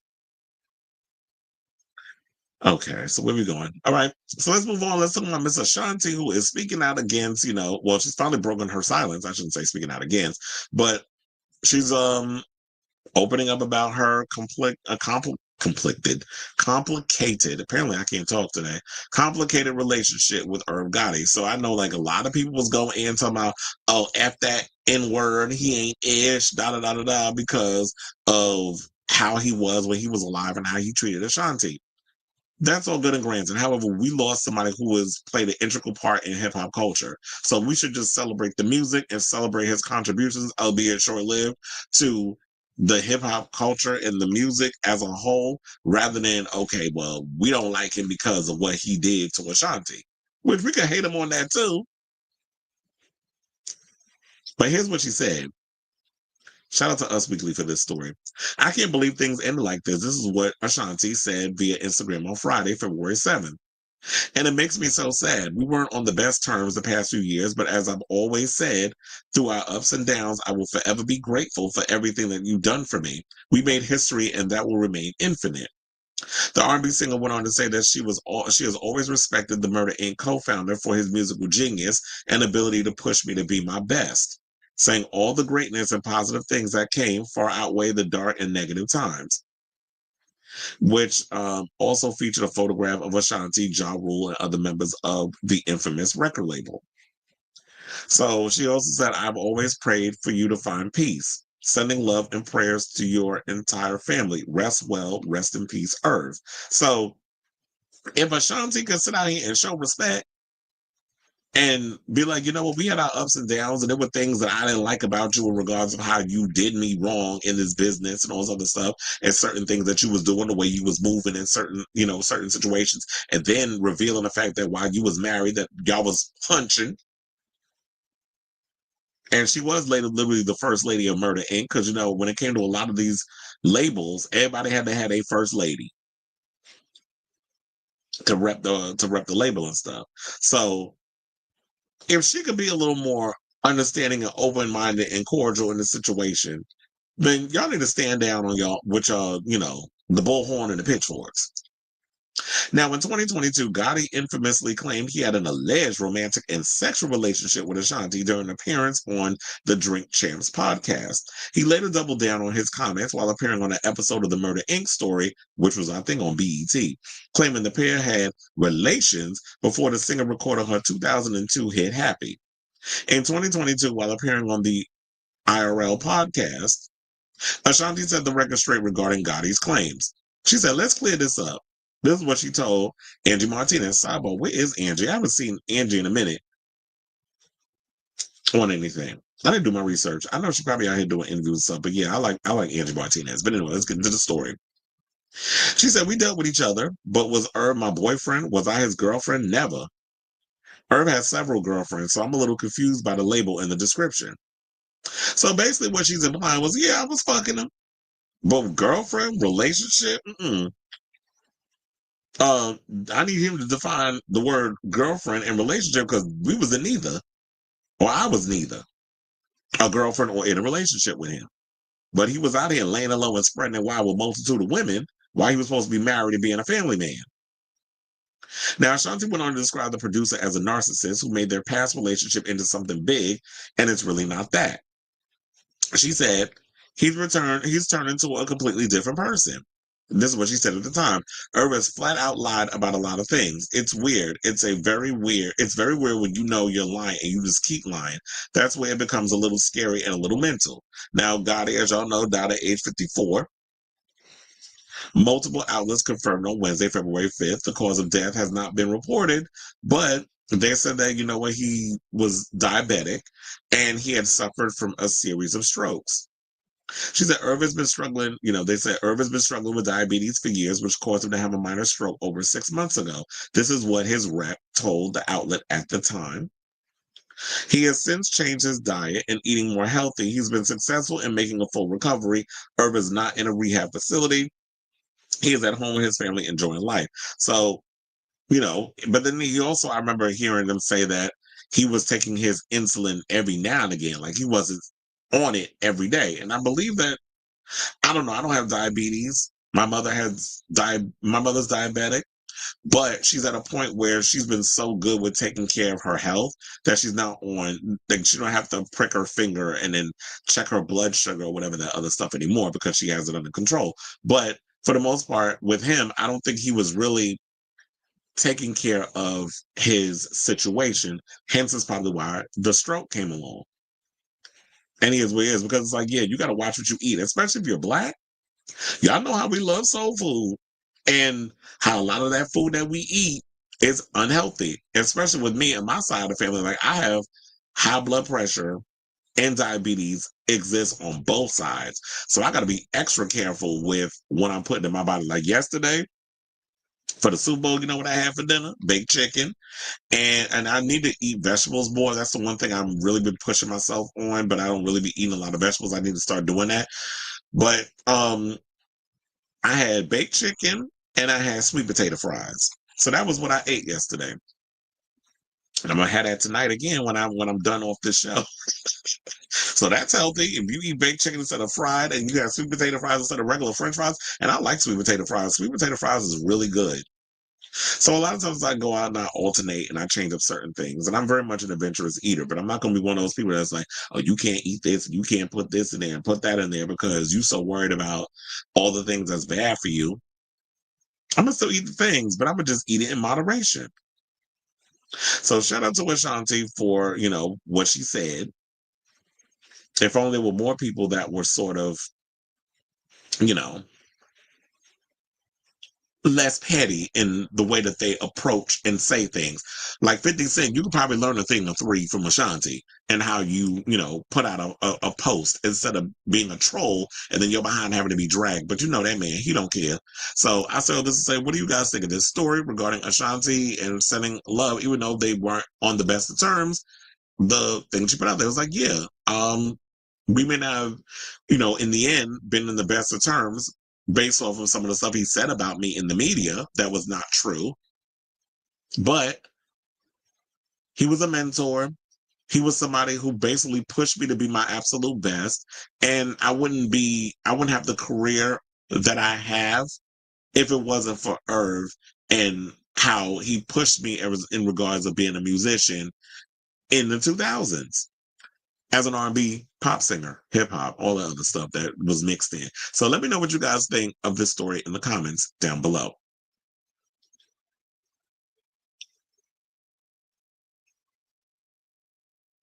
Oh yeah, I read that one. He said not to shade Ashanti fans, but if they knew the truth, Ashanti standing by Irv during the crimes of the investigation.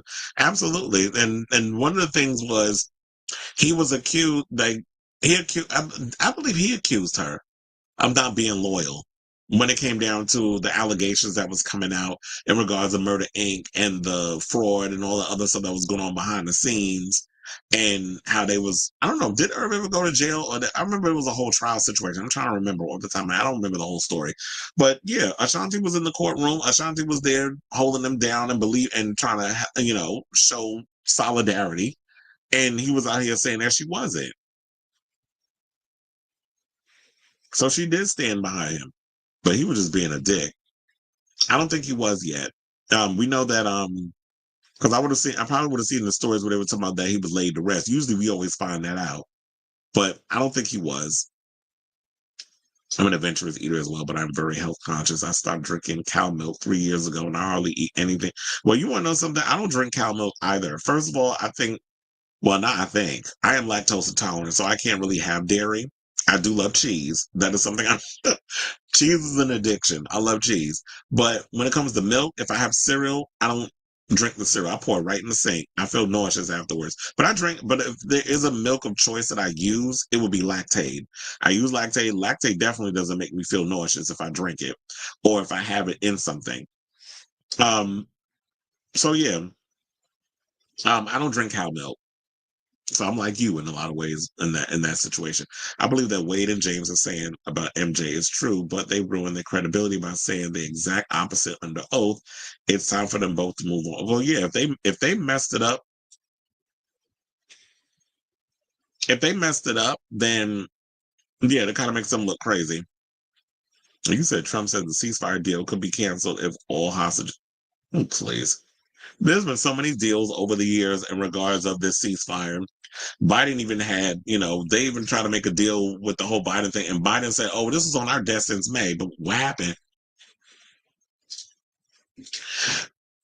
So, and there have been many deals put on the table in regards of a ceasefire because these, Hamas doesn't necessarily want to keep this thing going. Netanyahu is not interested in a ceasefire. It doesn't help his plan. It doesn't help his agenda, what he's trying to do. So that's why he's been kind of reneging them.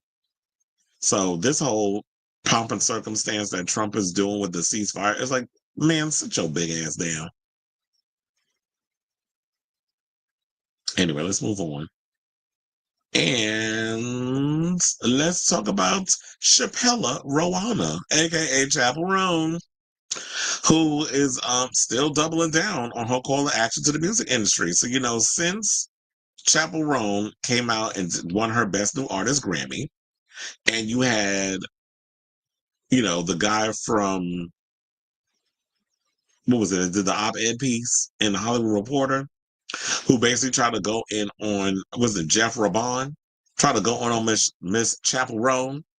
There have been a lot of people who have come to her defense. One being, we've talked about it on the show, where it was Halsey basically came out and defended Chappell Roan. There's been so many other people, like when she gave her speech, you saw a lot of celebrities in the audience stand up and agree with her. They clap, they applaud, even I think Taylor Swift was up in there clapping, but Taylor's good. But you know how long she had to work to get where she is with her money being, what it is now. But they understand like the fight and the way that the industry doesn't protect its talent. And my thing is this: if the film industry could have a union where they're supposed to protect, they have their issues too. But if the film industry can have a union being SAG-AFTRA, then where is the union for musicians? Where's the protection for musicians to be able to get health care or, a living wage while they're trying to break out and become the stars that they are? I remember I had somebody in the comments, I think because Lady Bunny had posted something about this, I saw on her page, and she was banging up something or another about what Chappell said.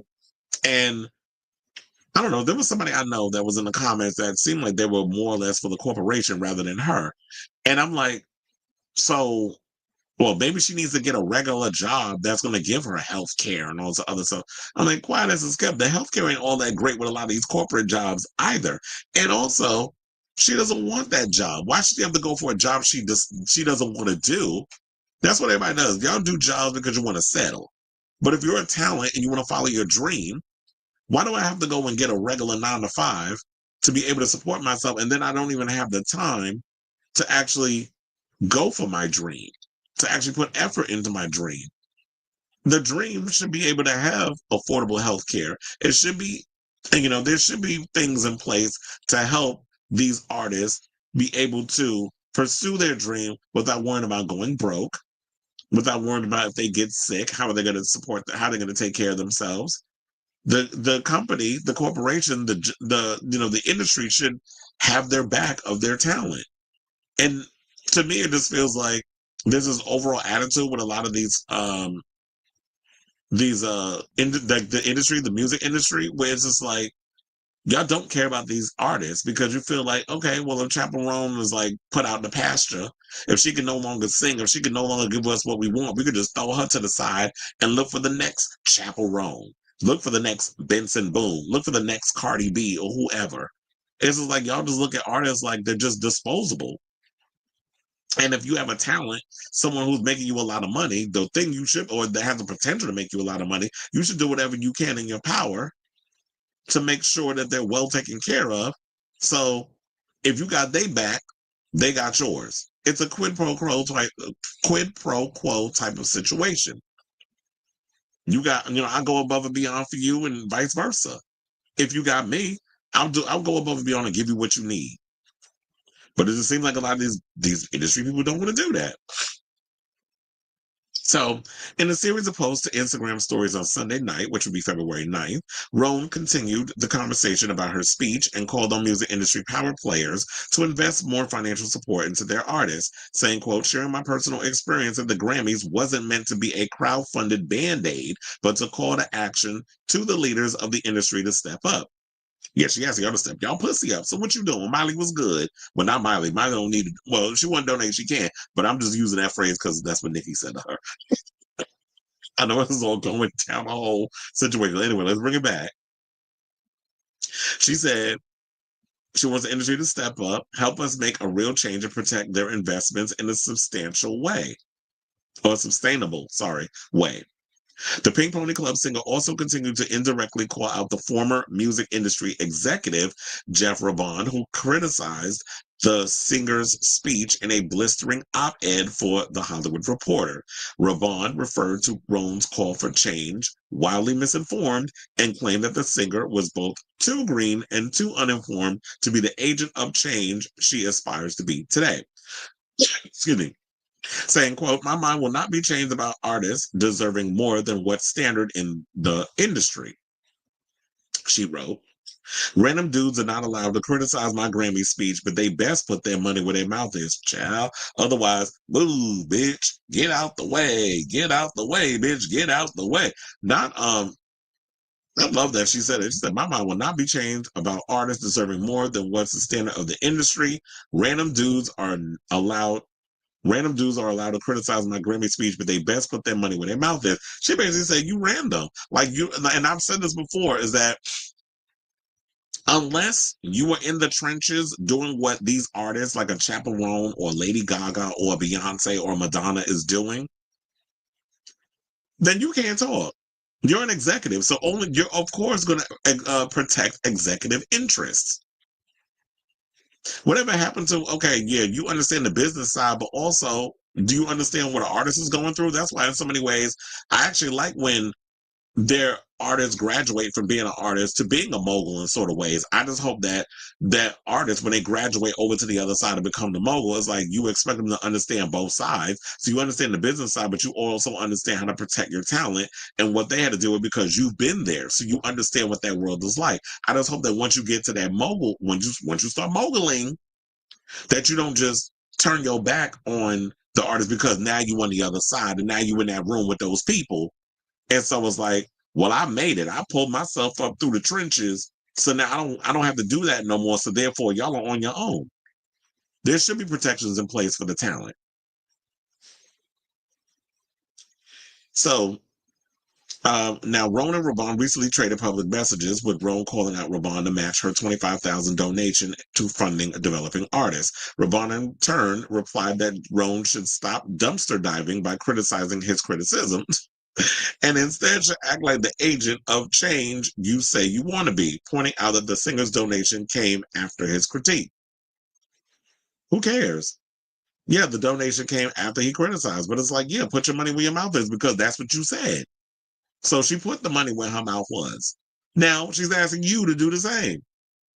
Now, in her post, Roan also revealed the charity she was sharing her money with, Backline, a nonprofit that connects music industry professionals and their families with mental health and wellness resources. Specifically, Roan pointed to a fundraising initiative from the organization that is supporting accessibility to healthcare for artists. However, Roan told her fans that she did not expect them to donate to these efforts. Instead, she pointed out that the industry execs should feel compelled to donate to the organization, saying, fans, y'all don't have to donate a damn penny.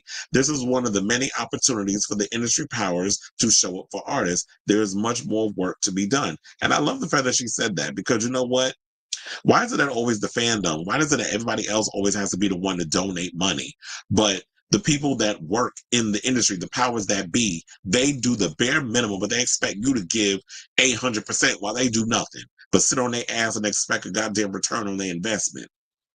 Like, I just don't understand that. So I went on that. I was like, no, don't donate your money. But I should point out that there are two celebrities that so far have donated money to Chappell's cause.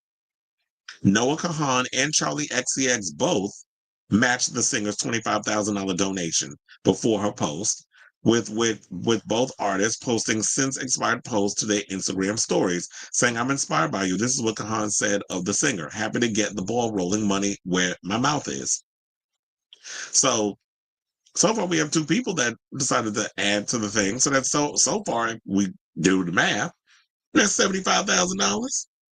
So, Mr. Roan, the ball is in your court, and we're waiting on you to step your pussy up and put your money where your mouth is. Unless you being an exec, you ain't as, coin wealthy as you claiming. Unless you ain't got 25K in the bank. But if you're going to talk all this talk, you better walk the walk, sir. So I say all this to say, what do y'all think of this story and the latest regarding Chappell Roan still not backing off in her opinion regarding this whole situation? Whatever your thoughts are, let me know in the comments down below.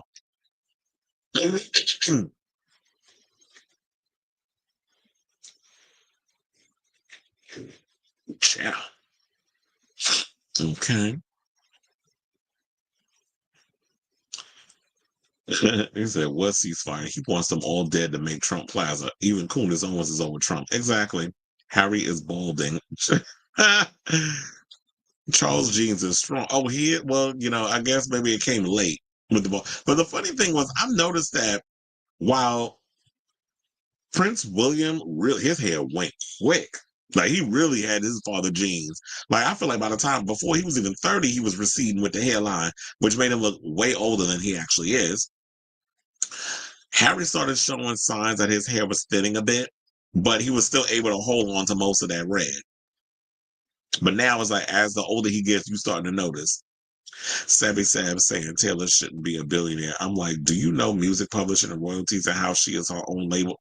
Savvy says with her MC Light sounding ass, sometimes she get on my damn nerves too, in regards to some of the stuff that she be saying. I'm like, girl, you don't know you be acting like you know a lot, but you don't know a lot about what you be talking about. Stick to the politics.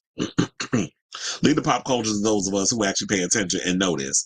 Now, listen to the Chappell of the artists and even my professors who told me the gruesome ways the entertainment industry is makes me happy that I didn't get into them as badly as I wanted to. Yeah, because at one point I was like, there's aspects of the music industry I love. And once upon a time I did work in music. I told you I was at VH1. So I've had my toe in and out of the music industry since I was in college. But for the most part, yeah, it's just like the music industry is just such an ugly business, and the way that they treat people. I had to stop and reflect on that decision. Kudos to Chappell and other artists are speaking out more. I know Michael Prince and others will be happy.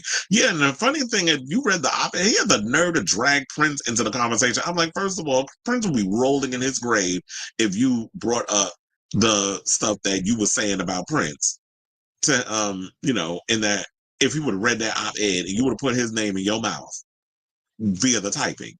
Because I was like, did you forget about the part where Prince wrote slave on his face? Why he referred to himself as the artist formerly known as Prince because Warner Brothers was doing him dirty during the time that he was signed to them and the way they was ripping him off and all the music that he was contributing to that label and all the millions he was making that label? Are we really going to have that conversation? And you sitting here trying to equate Prince up in this? Like you was trying to justify Prince in your argument against what she was saying? You just sound like an idiot. The music industry is very scary. I don't know how artists that aren't Nepo babies survive. But there were some lucky ones, especially Madonna. She wasn't a Nepo baby. You see but she was smart with her business. That's what it was.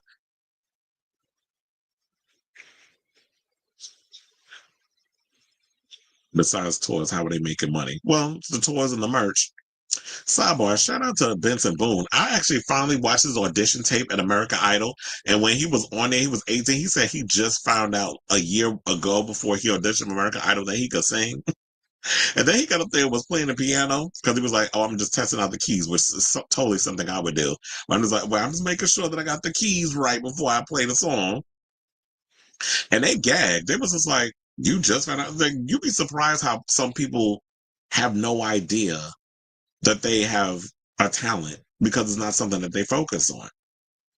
And then Lionel Richie said something I didn't agree with. He said some people are natural born talents and then some people that got to practice. I'm like, even if you have a natural born talent, sir, you got to practice because even if when you out here singing and if you actually damage your vocal cords, you need the practice to be able to reserve your voice, especially with the demand the industry asks of you to be out here performing. So even if you have a natural gift, you got to be able to fine tune that gift. It was like with me when I was a kid and I played piano. I tell you, I cannot read sheet music. That shit literally looked like Klingon to me when I was a kid. But I was very good at playing by ear. So if I heard something, I could play it back on the keyboard. As far as reading sheet music, it just looked completely foreign to me. It was like me learning a different language. So that's how I learned. Which I know was a gift, but some people say in a lot of ways too. So it's like William was cute when he was younger. By the time he was 30. Yeah, he looked old as hell, child. Looking like aging like spoiled milk. But I have heard the guys losing their hair and yeah, that's why I was like, I was so lucky that when I look at it, because it was like my cousin, he lost his hair when he was in his 20s. My other cousin, my cousin's son, lost his because he's like in his early 30s, mid 30s, I think. But anyway, so he lost his hair early, but luckily he got a nice shaved head, so he could shave his head and don't look bad. My father lost his hair. My grandfather lost his hair. My uncle, as my father's brother, lost his hair. So all the receding hairlines from my father's side of the family. Thank God that gene didn't get me. And I think it's because what I've heard is that they said that normally comes from the mother side of the family. So if your mother loses, if your mother's father has a ball, like losing their hair, you won't lose your hair. My grandfather, my mother's father, may he rest in peace, had a head full of hair, even to the day he died. And that was like, he was, I think, in his 70s, 80s, whatever. Had a head full of hair. I have a head full of hair, no bald spot. Thank you, Jesus. Because I was like, I would not want to be walking around here with a receding hairline. I got a big old head. There's no way I would want to be walking around with a bald spot. I would not be attractive. So thank you, Lord. I still have like all my hair intact and I ain't got to worry about it. I forgot all about that troll and that tramp. That tramp. What's going on with Nicole Murphy? Probably.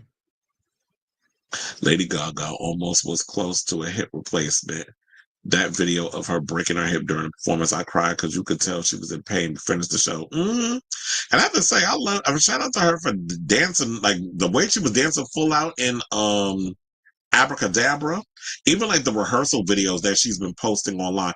And I've seen like there's a hater, Albie, who is like a hardcore Madonna fan, but always finds the need to shade Lady Gaga. And I'm like, look, we call out the reductiveness. We call out that she takes a lot from other people, whatever.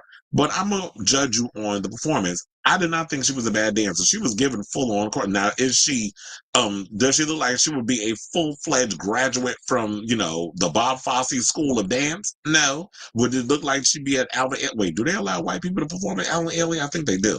But would she be a card-carrying member of the Alvin Ailey Institute of Dance? No, but she gives full-on performance. She fully commits. The dancer may be a little sloppy, whatever the case is, but she's come a long way than what she used to back in the day where her dancing was a little messy. But now I think it's because she's older, she knows her body more. So all those people that was hating on her over some of the stuff she does, it's like, stop. But they have treatments and products to make hair grow now. Oh, do they? Do that stuff actually work? Because Diana snatched them jeans away when she started to act okay. It was during Shiza too, and that's my favorite song. And that's why I said with this upcoming tour, the Mayhem tour, she better perform that song. But then again, that song kind of warrants very much the Mayhem tour because that's like an industrial dance track. So I could definitely see her bringing that song out of retirement because I think it's been a while since she's actually performed Scheiße, which basically means shit in German. Shout out to the Germans. I was like, you wrote a song called Shit. But anyway, so we have 4 more tracks left to the end of the show. And so if you can, please hit that like button and that subscribe button. Excuse me. And also smash the notification bell so that way you know when we go live with a brand new episode of Chris Avalon Unfiltered. And yeah, there will be timestamps put in the show, which I actually, for some reason earlier, but not for some reason, I was like, let me see how my show looks on the big screen TV. I was like, oh, first of all, it looks good. Shout out to the installation, the audio, everything was on point. And then I looked at the bottom and I was like, I could see like there were the little timestamp dots where you could fast forward to each segment. So yes, it's clearly working. So I was like, yeah, let me do that because I know a lot of people just want to get to certain topics, whatever the case is. So yeah, please hit that like button and subscribe button. Also smash the notification bell. I see we have one more comment. Like Jose said, it's reminding him of Born This Way. Everybody is loving her again. Yeah, she had to get back to the whole basics of pop. And one of the things I will say this, unlike that other girl, she's so confident. At least the thing with Lady Gaga is she is looking backwards, but she has taken her sound that made her famous and has modernized it. It doesn't sound dated. It sounds like, you know what, it's that nostalgia era of taking us back, but also it's bringing a new layer to it. It feels fresh. It feels new. It feels fun. It's like even when you look at the video for Abracadabra, it does take me back to Alejandro, except like it was said in the last episode, minus the Nazi imagery. And it's not so on the prayer, like a prayer on the nose with a lot of the isms and stuff in there. It's a simple video with fashion, fierce costumes, great choreography, and it just seems like a lot of fun. So it was a nod back to the past. But anyway. All right, so let's move on and let's talk about Drag Race, who, child, y'all gave me my life with this last episode. When I tell you I was literally eating. Now, you want to talk about Miss Mama's up here talking about piggy this and piggy that? Child, I was eating of this episode, especially the beef that went on between Miss On Your Nerve and Lexi. But we're going to get into that. So yeah, let's talk about this. Let's get Sickening ball. So the remaining queens made runway looks from Sea Trash. For those of you who were wondering what the whole Let's Get Sickening ball is, and another sewing challenge, which we've all been saying on this show, if I'm not mistaken, that we want to see more challenges in regards of sewing challenges, even though some of the girls say they're not good at it. But here's the thing, the show been on for 17 seasons. Y'all should know how to use a sewing machine. It's expected. And I love how Rue was like, y'all excited for another sewing challenge? And then we had Hunter Schafer up in there, which I was living for her. And I love the fact of seeing Lexi so excited because she was just like, you know, as a trans woman, and also seeing this trans actor who has been a model, does a lot of film and TV. Sidebar, I've heard that the new season of Euphoria is finally shooting. So it's great to hear that they're back up and running again. So, but I don't know what her level, how much she's going to be part of the show. But anyway, so as y'all remember, nobody went home last week after the RDR Live Challenge certified some as comedy queens and others as live comedy flops. Now, Susie, too, as you know, one of my favorites, took the top spot after she brought her best of the best to the Weekend Update character, but Lydia B. Collins, or as we like to call her, Lydia Butthole Collins, and Ariete both found themselves in the bottom. Now, after Ariete's second lip sync in a row, she was saved when the lever she chose sent Michelle right into the Dunk tank. But then, of course, everybody was like, okay, this is so rigomorous because she picked the one. And remember, during the first episode of the first elimination episode, when, oh my God, when Sadness, who was eliminated in tonight's episode, picked the 7, and they were saying, oh, 1 and 7, 17. And then Ariete goes and says, 17 is my lucky number because I have that tattooed on my neck. Coincidence? Coinky dink. I don't know. Smells a little rigor mortis to me. But that's just me. Drop it in the comments if y'all feel it was a little rigor mortis with that whole Dunka Dunk tank too. But I just really feel like, okay, production. I see you. So yeah, so when she pulled the lever, it sent Michelle into the Badunka Dunk tank. The week the queens take on another sewing challenge, and Ruth throws a ball. So let's get into what had happened. So this week's episode, started in the workroom following last week's lip sync as they always do, because they always have to have like we gotta go moments after the elimination. We get to see the queens as they reflect on that elimination and all the drama that happened with that or lack thereof, because like there was no elimination. And Ariana was so excited the fact that she got to stay in the competition, and a couple of her other friends was excited that she wasn't getting sent home too. Although Lydia was bummed because she was like, I ate that lip sync and I was ready to send her home, but it is what it is. And then we got Corey again saying that it would have felt better for the competition for somebody to go home, which has been her ongoing thing. I'm like, sis, be careful what you say, because remember, you could be that girl that gets sent home. Now the queens, congratulated Susie on her second win. Carried on from last week's Untucked, some of the other queens felt Susie's looks aren't enough to get her to the end. With all the levers pulled, there was no more chances to stay in the competition. So I'm glad that this whole Badunka Dunk Tank thing is done. Now we can start chopping these broads and sending their ass home. So it ain't no half stepping. A lot of y'all got to step y'all pussy up, which is why I'm excited, or maybe a little nervous, that Snatch Game is next week. So it'd be interesting to see who these girls gonna be playing. But let's not jump the boom boom gun yet. Shout out to, Gia Gun for the boom boom gun term. But, we'll talk about Snatch Game when we get around to that, which will be next week's episode. But the one thing I keep saying that people need to understand about Drag Race, y'all need to stop playing in my sister Susie Toots' face.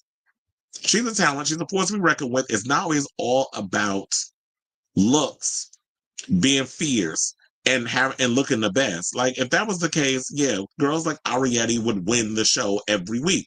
But the looks is not only the only factor that comes into doing Drag Race.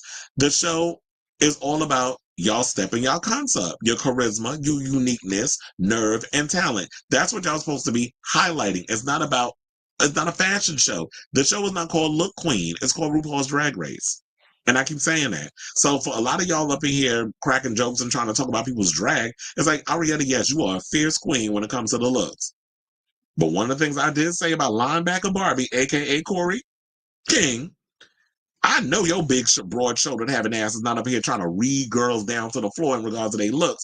Your looks be looking cheap and pedestrian, like you bought all them clothes off the rack of Goodwill, and don't even get me started on them synthetic-looking Barbie wigs you be wearing.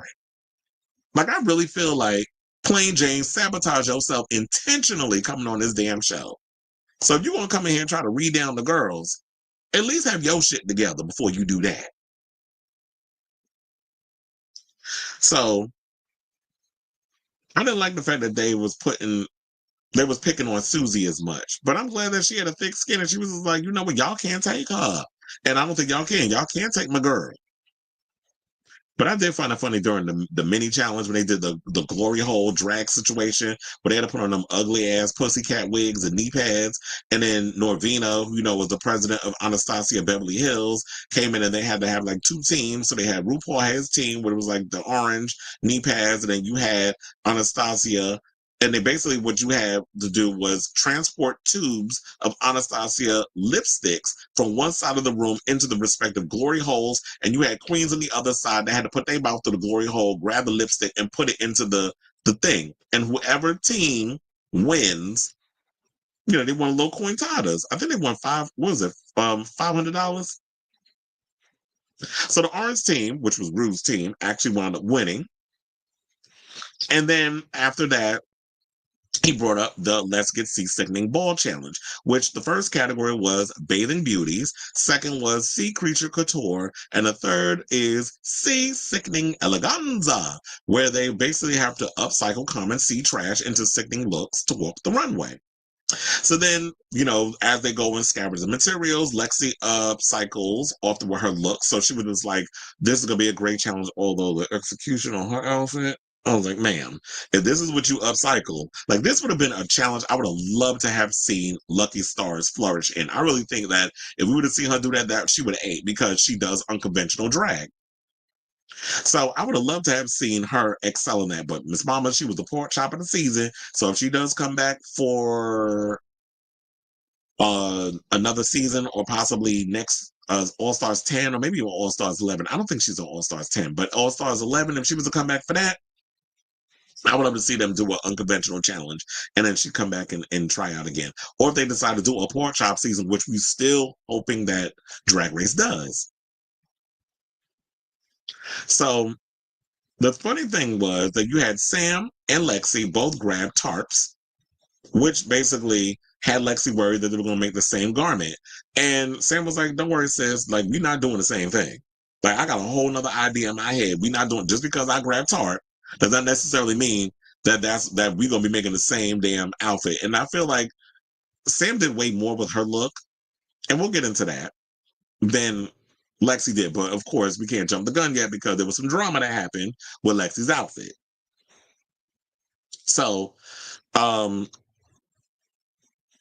then Ru comes into the room and gathers the queens, talk in small groups to get some ideas about where they're going with their looks. There was a lot of stuff that was going on. Ideas were shared, shade was thrown.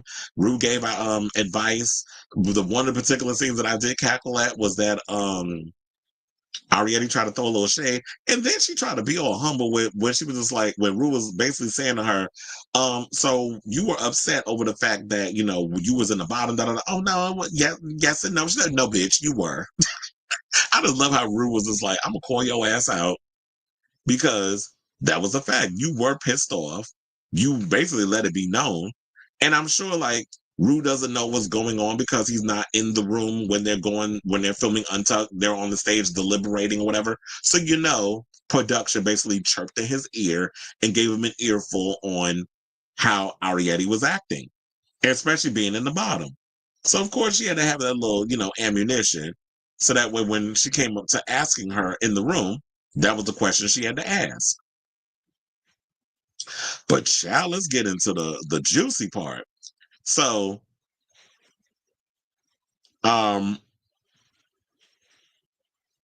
basically, Acacia was basically saying that she was feeling less nervous, seeing everybody's looks, was basically calling them ugly. But I was like, Acacia, I love you, but your outfit was not giving. So I was like, especially when I feel like you had a little too much the I don't know what that was on your breast. Like you looked like your outfit. It was a lot going on. Like when I looked at her outfit, I was like, sis, you need to edit. Don't blame it on the edit. You just need to edit. And I don't know what the hell this chick was wearing.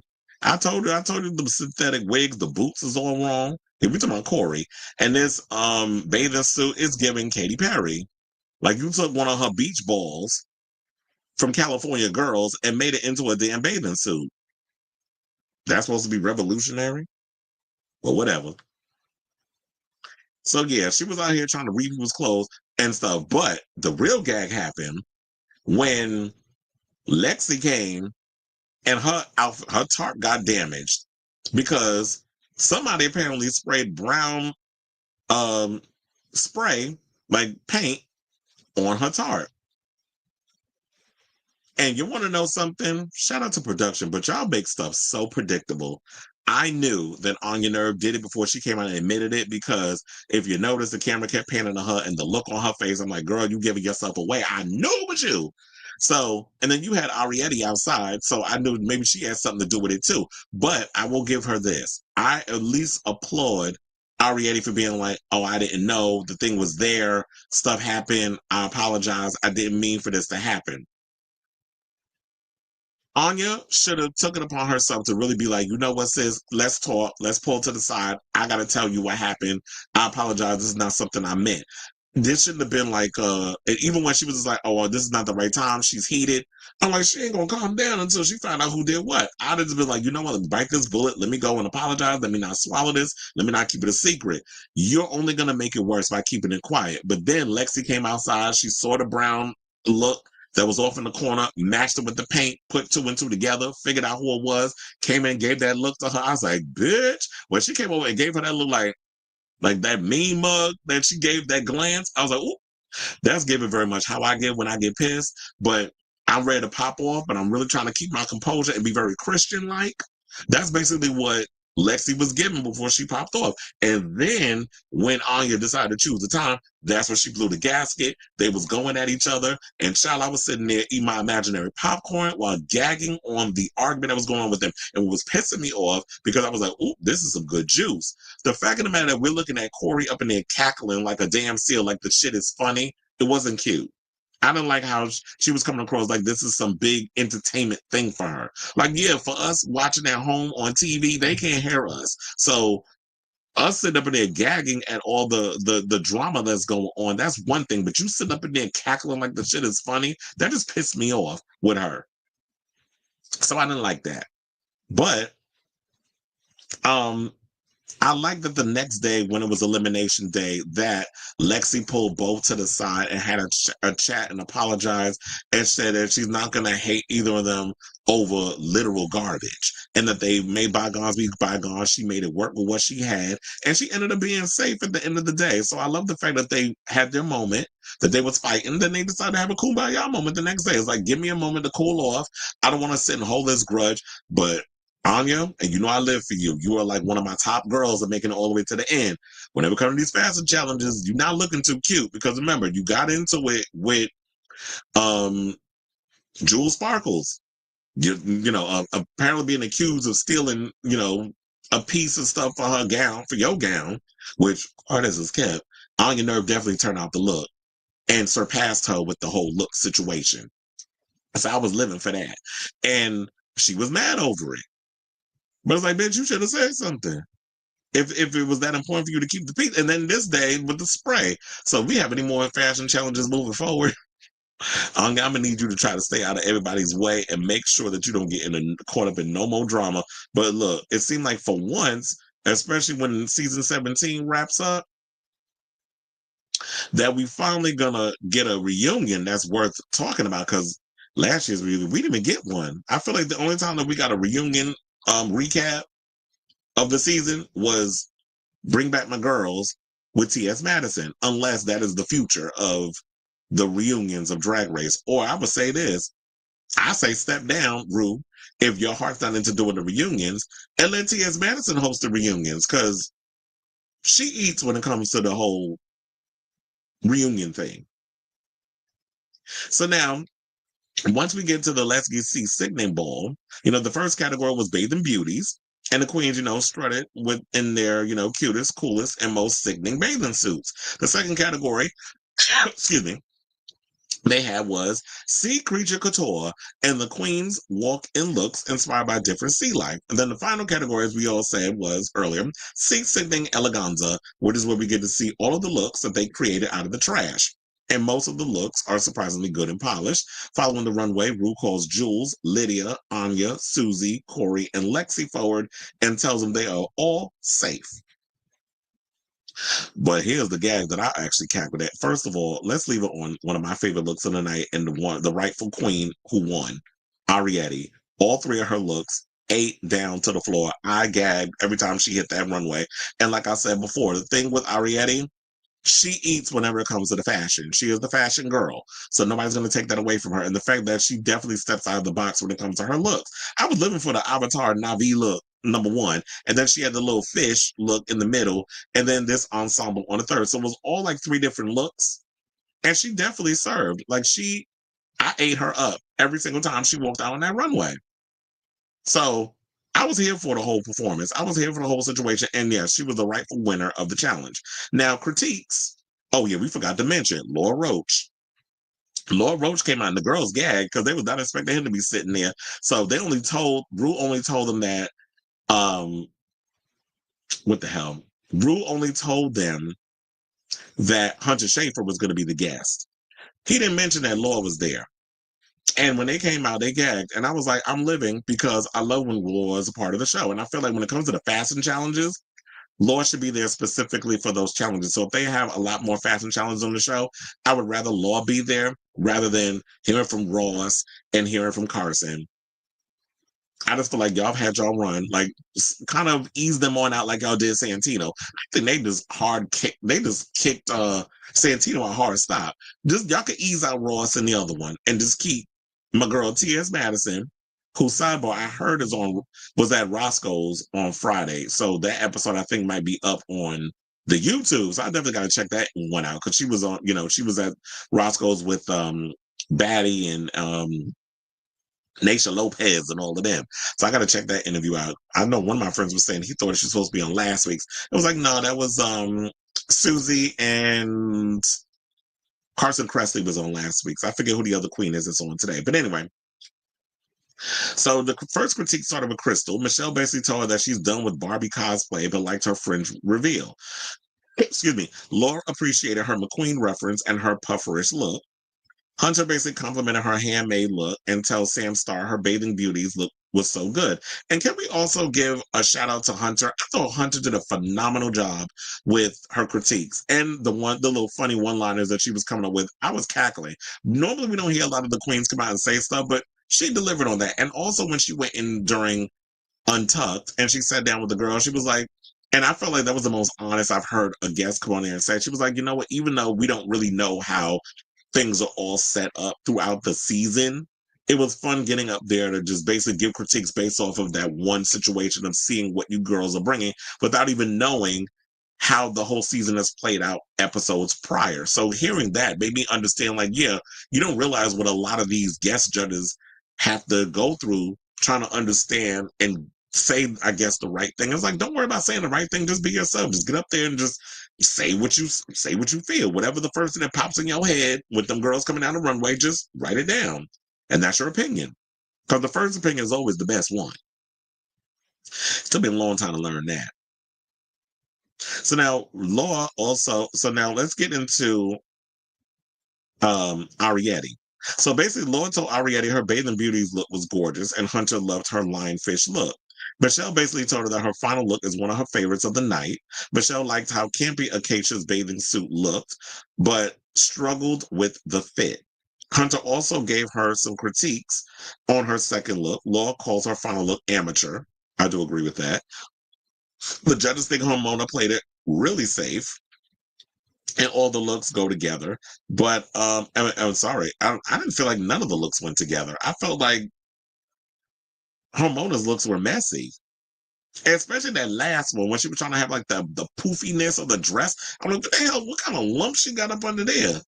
It just looked a mess. Especially that third and final look. It was a disaster. So yeah, her final look definitely needed some work, and that's what Michelle basically told her. And I do feel like Hormona played it safe, especially when you looked at all the other queens who really were stepping out of the box and pushing themselves with the fashion. Hormona's looks look so damn pedestrian. But let's get into Lana Jarrett, because this is what I say about people like Lana Jarrett, who was, I don't know, who was given more delusion, her or Joella.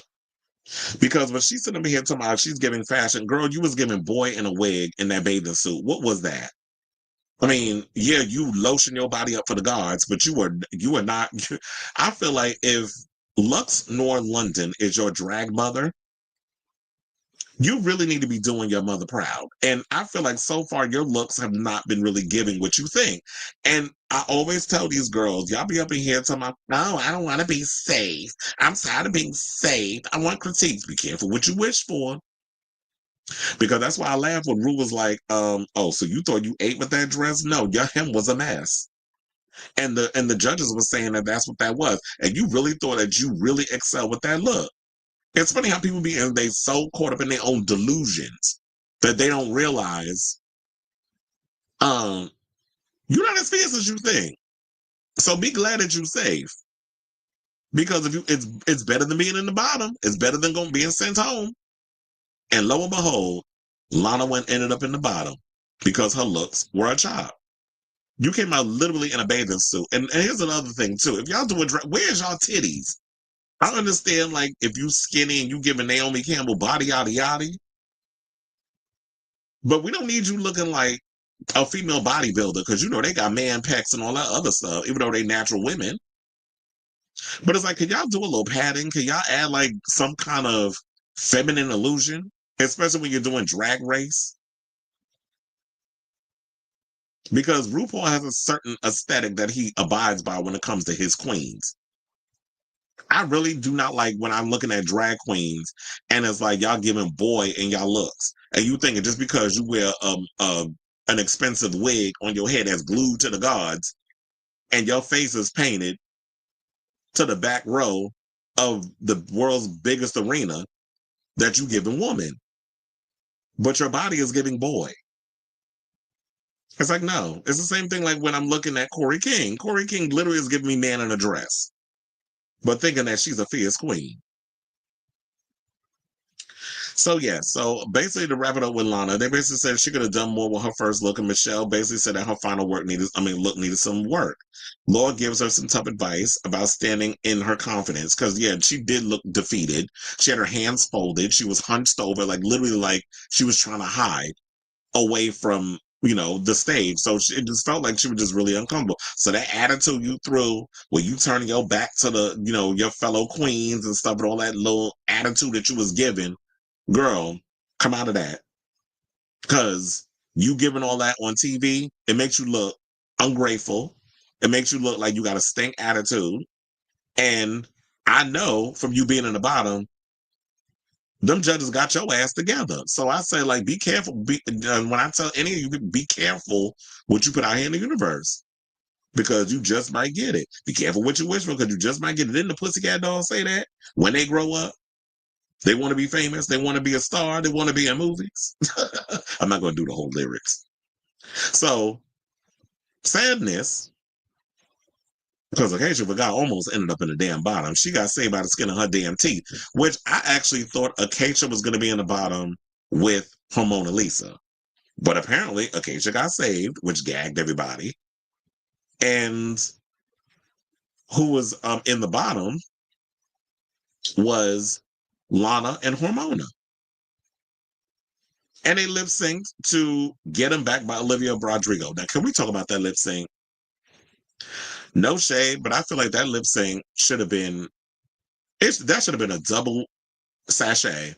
That lip sync was so lackluster. I don't know if it had to do with the fact that was the song the song choice, or the fact that both of them were just very low energy in regards to that. But I do agree, like, Get Him Back, as much as I like Olivia Rodrigo and I like that song and I loved watching her perform that song when I worked 3 out of 4 of her damn shows at the Garden, that wasn't the right choice for them to be lip syncing to. We needed something way more entertaining and fun and energetic. I just don't think that was a good lip sync for your life choice.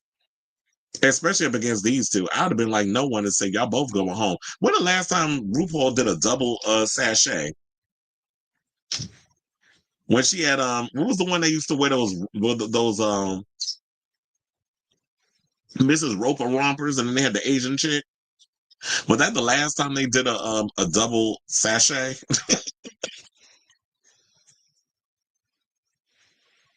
So yeah, so basically at the end, Ru saved Lana, sent her Mona Lisa home for real. Because remember, she got saved before when she pulled the lever, but that's all gone because of Ariete.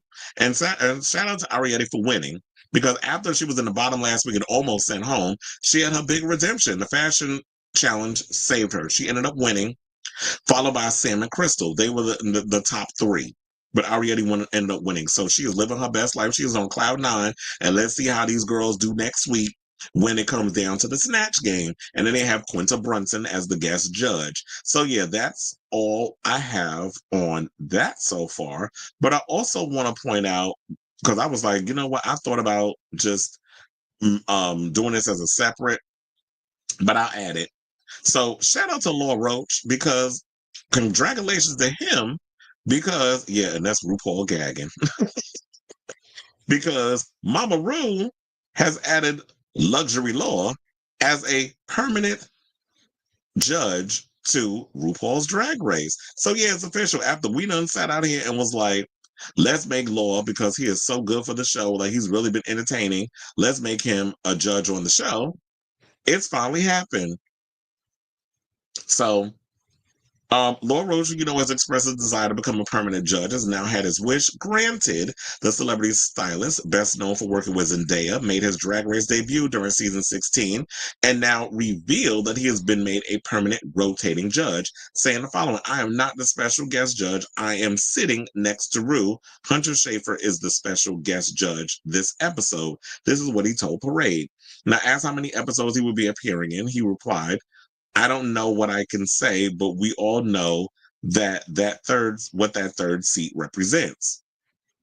Now, his new position means he will miss out on the backstage untucked fun, saying that when you're rotating, you don't get to do that anymore. I think it was kind of shocking for the queens to come out and see me in that third seat. It felt good to sit next to Mama Ru. So, yeah. Now, they said the Drag Race judging panel currently consists of RuPaul and Michelle Visage, with Carson Kressley, Ross Matthews, and T.S. Madison appearing on the rotating basis alongside a weekly celebrity guest judge. Now, Kressley and Matthews joined as judges for season 7 in 2015. This is right after they got rid of Santino, with the panel remaining the same until season 15 in 2023, when they brought in T.S. Madison. Now, Roach, who was a former America's Next Top Model and legendary judge, announced in March of 2023 that he would be stepping back from the world of celebrity styling, writing on Instagram that his cup is empty. And I do feel like that this is a great choice for him. I don't know what happened to that OMG fashion show that he was doing with Julia Fox. Is that still around? Is that still coming on? I don't know if that's around anymore, but I'm actually glad that they made him a part of Drag Race, because we've been saying for the longest that we would love to see Law Roach a part of the Drag Race family. He definitely brings a lot of much needed energy to the show. He definitely brings the reads in the shade. I honestly will say that I did not understand I didn't think he was a good fit for Legendary. I mean, of course, Naomi was good for that show because Naomi is ballroom and a huge part of that culture. And I did like when they brought Keke Palmer on, and I did love when he was going back and forth with her. But when they had their little moments. But for the most part, I feel like Law is much more fitted for doing fashion stuff and much more fitted for Drag Race rather than what he was doing with Legendary. So I'm glad that the producers was actually listening to us for once and brought him on as a part of the Drag Race family. So I say all this, guys, to say to you, what did you think of this recap, as well as Law officially being added to the lineup of rotating permanent judges? Whatever your thoughts are, let me know in the comments down below. And child, we got a whole lot of comments. I feel like I think I've gave my best energy with my best opinions on this episode of Drag Race, because I was like, ooh, them reads, them just coming out of the mouth. I'm like, ooh, gonna cut that clip up and post it.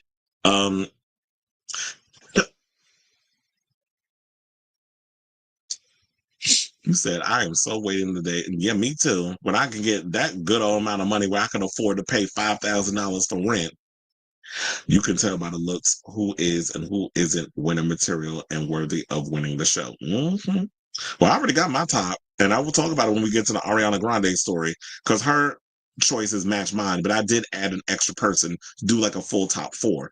I don't think it was rigged, because why would they save Hormona after seeing how she looked? They tipped her over the top and picked that damn 7. I do feel like it was just, they were trying to do, because season 17, 1-7, it felt a little coincidental. That fight with Anya and Lexi was the biggest fight since Sharon. Okay. And that Sharon and Fifi fight, go back to Party City where you belong. That's the most iconic. I live for that one. I live for the one with Mystique and Morgan and Michaels. Was like, fix your mug, fix your manners, or whatever the hell that she said. Bitch, I am from Chicago. I live for that one. Even though she's problematic, I live for the fight with Shangela and Mimi I'm First. There's a lot of iconic moments from Drag Race where there were fights. But yeah, this one definitely was up there, has to be added to the list. And I'm sure that whoever's going to make another Drag Race video of best fights or whatever, that will be put in there. The point of Drag Race is to make the queens better entertainers. Exactly. It's not a fashion show. I thought Tamisha and Candy. Oh yeah, I forgot. That was another one. Tamisha and Candy. Little girl. The other girls were getting in between them. Yeah, because even at one point you had Got Mick, Leave her alone. Leave Candy alone. Trump was asked by Brett Baer in advance as his successor. He said no, he's not bright. Well, yeah, we all know he's an idiot. Tamisha and Candy fight was pretty epic too. Lucky Shark, not Lucky, Lucky Shark look with the bikini that was displayed on What You Packin' was for this ball. Oh, I didn't watch that What You Packin'. Maybe I need to see that one. Corey is supposed to be Katie at the Super Bowl, which wasn't very okay. It's funny how I immediately went to that, but it was like, yeah, it wasn't working. Corey doesn't know her proportions or face shape. With that long ass head she got, she needs wigs that add width to her head. And you would think that, whoever is within her, well, I was gonna say whoever, Plain Jane and them, they would actually like help her with her overall aesthetic. Because I wasn't that impressed when I saw her at the premiere either. I agree with Ruth stepping down and letting TS or Michelle or maybe Law Roach too host a reunion. Yeah, I would like to see Law up there with maybe do a co-hosting thing. Him and or maybe even bring Michelle into it. But yeah, Rue doesn't seem like his heart is into it. He's just like, okay, I'm there to get the check. I'm there to judge. I mean, to host, and that's that. But if you're not really into doing the show in regards to like the reunions, let other people step in. Sadness kept wearing the same kind of dress. That mermaid silhouette. It was getting a little old. Arietti's fish look, best runway of the season so far. The queens only had 20 to 30 minutes to change their makeup in between looks too. Yeah, because I was wondering how long it takes. That's what I was thinking about too. It was like when it comes to the makeup, how long does it take to change up the makeup? And I always wonder when it comes down to certain things, do you like wipe the whole thing off your face and just add a little eccentrics and all that other stuff? Because I'm genuinely curious, like how they put all that together. A lot of things she can just rely on her body and lip sync the pops. That applies to a lot. Well, if you want to do that, girl, then go be a local queen at your regular bar. And that's no shade. I live for local girls because I have a lot of local girl drag queen friends. So, but if that's what you want, and are very successful at what they do. So if that's what you want to do, girl, then go ahead and do that. Because if you want to, they always tell you on the show, stop relying on that body. Yeah, and you've been coasting. What did you miss? You missed a lot, Chad. In the words of Wendy Williams, miss a moment, miss a lot. But yeah, we got into a lot of stuff. Particularly when we talk about the Super Bowl, among other things. I thought they wasted the song on the wrong queens. They gave two girls with no edge an edgy song. I would have ate with this. Okay, well, it was that too. First of all, Mona Lisa, that song like is she's way past the demo of performing to a Olivia Rodrigo song. And child, it looked like Lana would rather be up there performing a Nicki Minaj. Season 8 had Layla McQueen at Dax exclamation point as oh yeah, there was them too, but they were bad. I like the fact that Layla McQueen has reinvented herself and is out here doing her own thing, but it was a double elimination with them. But there was also I forget the season it was where they had the black queen that had those horrible wigs and she used to wear like those rompers. And then it was the Asian chick that was coming on. Then what season was that? Was that season 5 or season 6? It was one of those, and they did a double elimination and they gagged. I'm so happy. Yeah, me too. That Law is a permanent judge. I hope he filmed for All Stars 10 too. Yep, I hope so as well. With Sabo, I know y'all about to be mad, but there's a queen that's on this season that's actually going to be on All Stars 10. I don't know if y'all want to know, so I won't say it. I think it was Vivian Pinay, but I can't remember the other girl name. The other one that I told you what the Mrs. Roper romper. I know everybody's like Mrs. Roper. Yes, I'm taking it way back. Three's Company. Oh, you did? Well, I'll give y'all a hint. She won last week's challenge.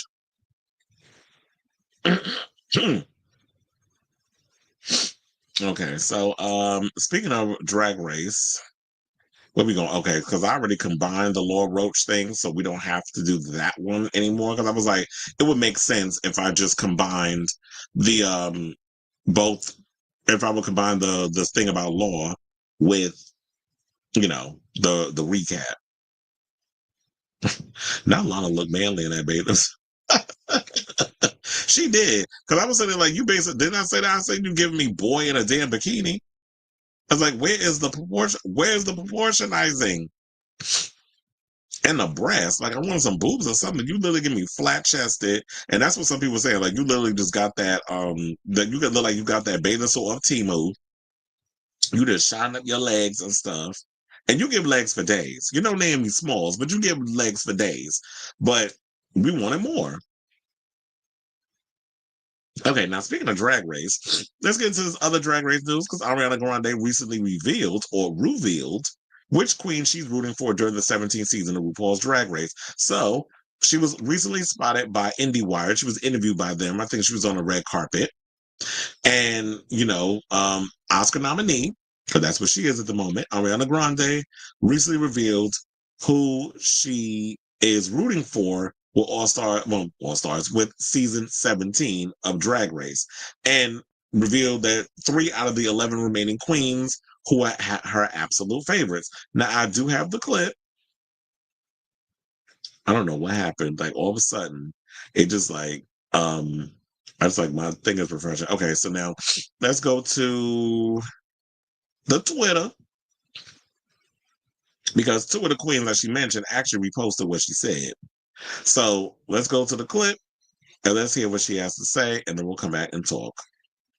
Make sure the audio's on. Please hold. I am watching the season of Drag Race, but I'm not up to speed.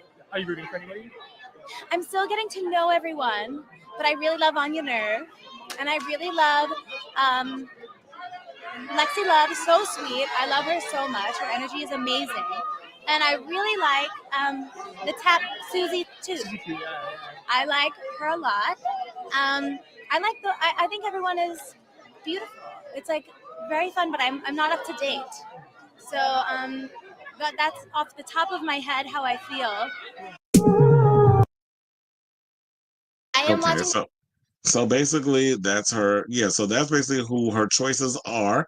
And Lexi has spoken out and given her opinion on it, as well as Anya Nerve also reposted what she had to say. It was on TikTok at first, because that's where I first saw it, but I saw it on their Twitter, so that's where I pulled it from. So far, Lexi, Anya, and Susie are 3 of the fan favorite contenders to take the season 17 crown, and are currently 3 of this season's best performing queens. So yeah, while these girls is out here hating on Susie,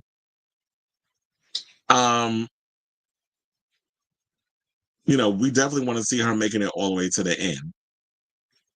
Now, Lexi and Anya both have 1 challenge win, the former for her rollerblading talent show performance, and the latter for her sultry Bitch, I'm a Drag Queen rendition, while Susie has 2 wins for her tap dancing talent routine and her acting on the RDR Live Challenge. The most recent episode 6, saw the trans Southern Belle, her Mona Lisa, get the chop during the ball challenge, while Ariete rose to the top and claimed the win. So we out here, we're living for the girls, but also we should point out that the girls have jumped on social media and have reacted to what Ariana Grande said. So Lexi wrote on Twitter, "This is not a drill. I am shocked, honored, and humbled to even exist in one of her incredibly iconic brain cells. I am gagged to the core. Thank you, universe." Screaming, crying, throwing up is what Anya had to say. So I should have spaced that out between when I said it. So thank you, universe, period. That was what Lexi wrote. Screaming, crying, throwing up is what Anya said. So now Ariana Grande, as you know, loves Drag Race. And she's been on as a guest judge. She was on season 20, and she was on the season 7. And then she appeared again in 2023 for the season 15 premiere episode. She arrived in the workroom for season 15 wearing a headpiece similar to that worn by Vivacious. Remember that she did that when it was a 2-parter, where she wasn't the first, she was the first judge, and they brought in Vivacious with Ornacia, which was a cackle. The actress, is currently in Wicked and hoping to win one of the Oscars, for Best Actress. I don't know if she's going to win it. My money's on, no shade, but it's on Demi Moore. I would like Ariana Grande to win. Maybe she'll get it for part 2. But for part 1, I'm sorry, but my Best Actress nomination win situation is going to Demi Moore. I want Demi Moore to get it. You know, and just for the culture of horror films. So, in regards to all of this, I love that the queens is feeling how they feel about it, and I agree wholeheartedly with what Ariana had to say, because Lexi, Anya, and Susie are my top picks as well. But if I had to choose one to round out a top four, Sam Starr is like one of my top faves as well. She's shady. She's a pageant girl. She gives good fashion. She is a part of the family of Trinity the Tuck. So I am definitely here for Sam Starr. So like I said, I'm all three, Lexi, Anya, and Susie. Y'all can't make me hate Anya. I don't care what none of y'all say, because I saw a lot of people going in on Anya on social media. I'm like, mind your business.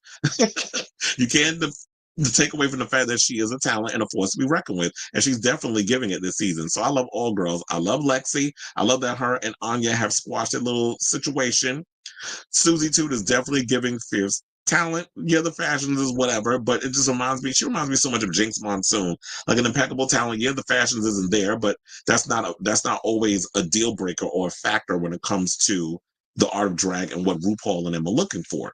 So these are my three, and like I said, Sam Starr is another one. So I say all this to say, what do you guys think of this story? Do you agree with Ariana Grande in regards of her assessment on her top three picks for Drag Race thus far? Because she said she hasn't really been able to keep up with it because she's been so busy with Wicked and the whole Oscar season and promoting and doing all this other stuff. She hasn't really had the time to sit down and watch the show. So let me know what you guys think of this story in the comments down below.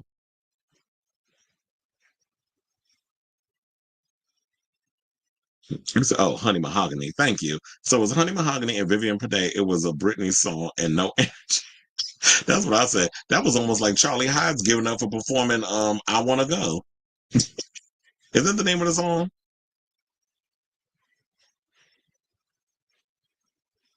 I think it was Jewel Sparkles. Oh, not Jewel Sparkles was fuming. Oh, because she wasn't picked by Ariana. Oh yeah, because didn't she say like she embodied her look after Ariana Grande, even when she would do like the hot ponytail? And yeah, you're not even on her radar, child. But she said on the top of my head, you're not even standing out, Jules. Yeah, I do believe she probably is fuming. Oh yeah, and that it was season 5. Ari is nominated for Best Supporting Actress, not to be so. Oh, I forgot because Nosferatu is nominated for Best Actress.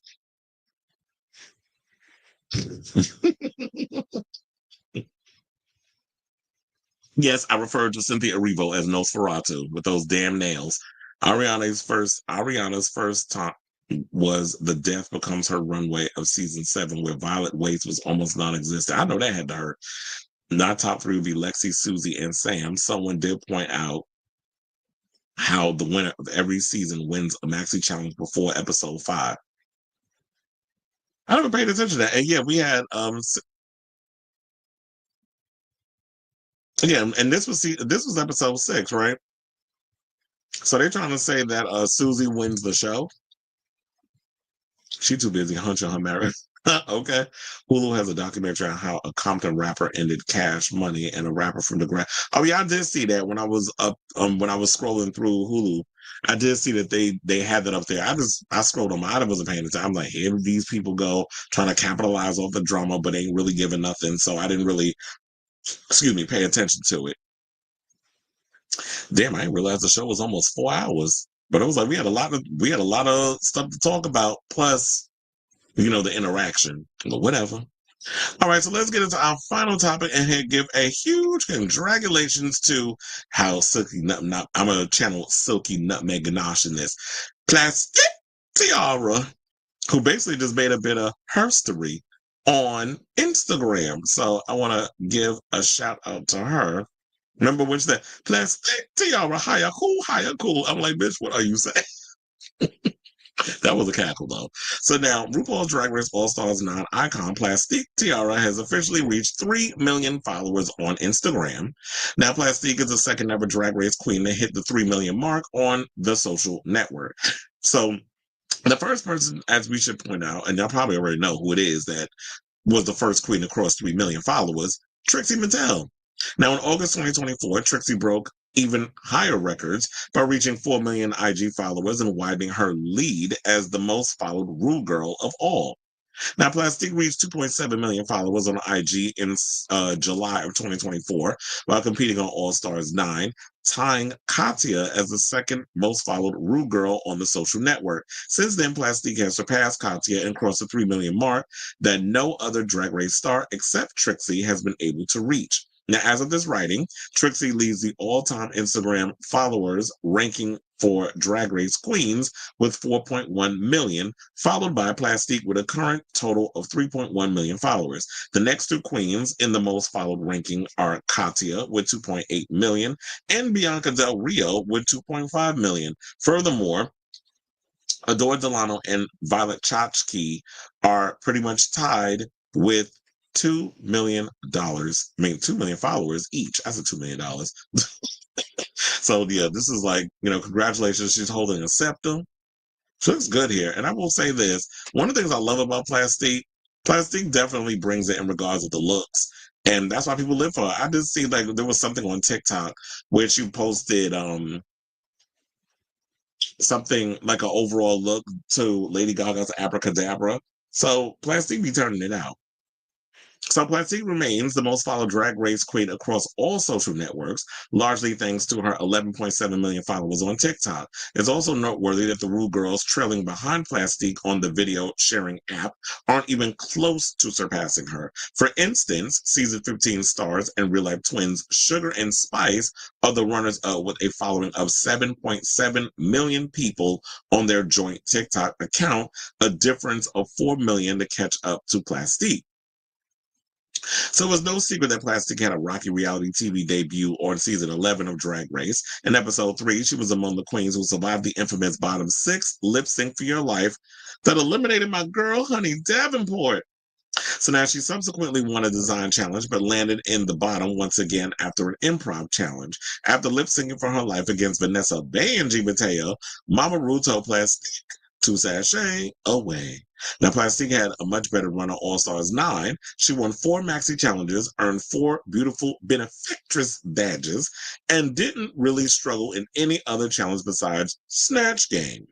Now, while it's noteworthy that Plastique lost all 5 lip syncs she participated in, this queen's undeniable star power is evidenced by her massive online following across social networks. Now, excuse me, she's also occupying a brand new spot as the second Drag Race queen in history to cross 3 million followers on Instagram.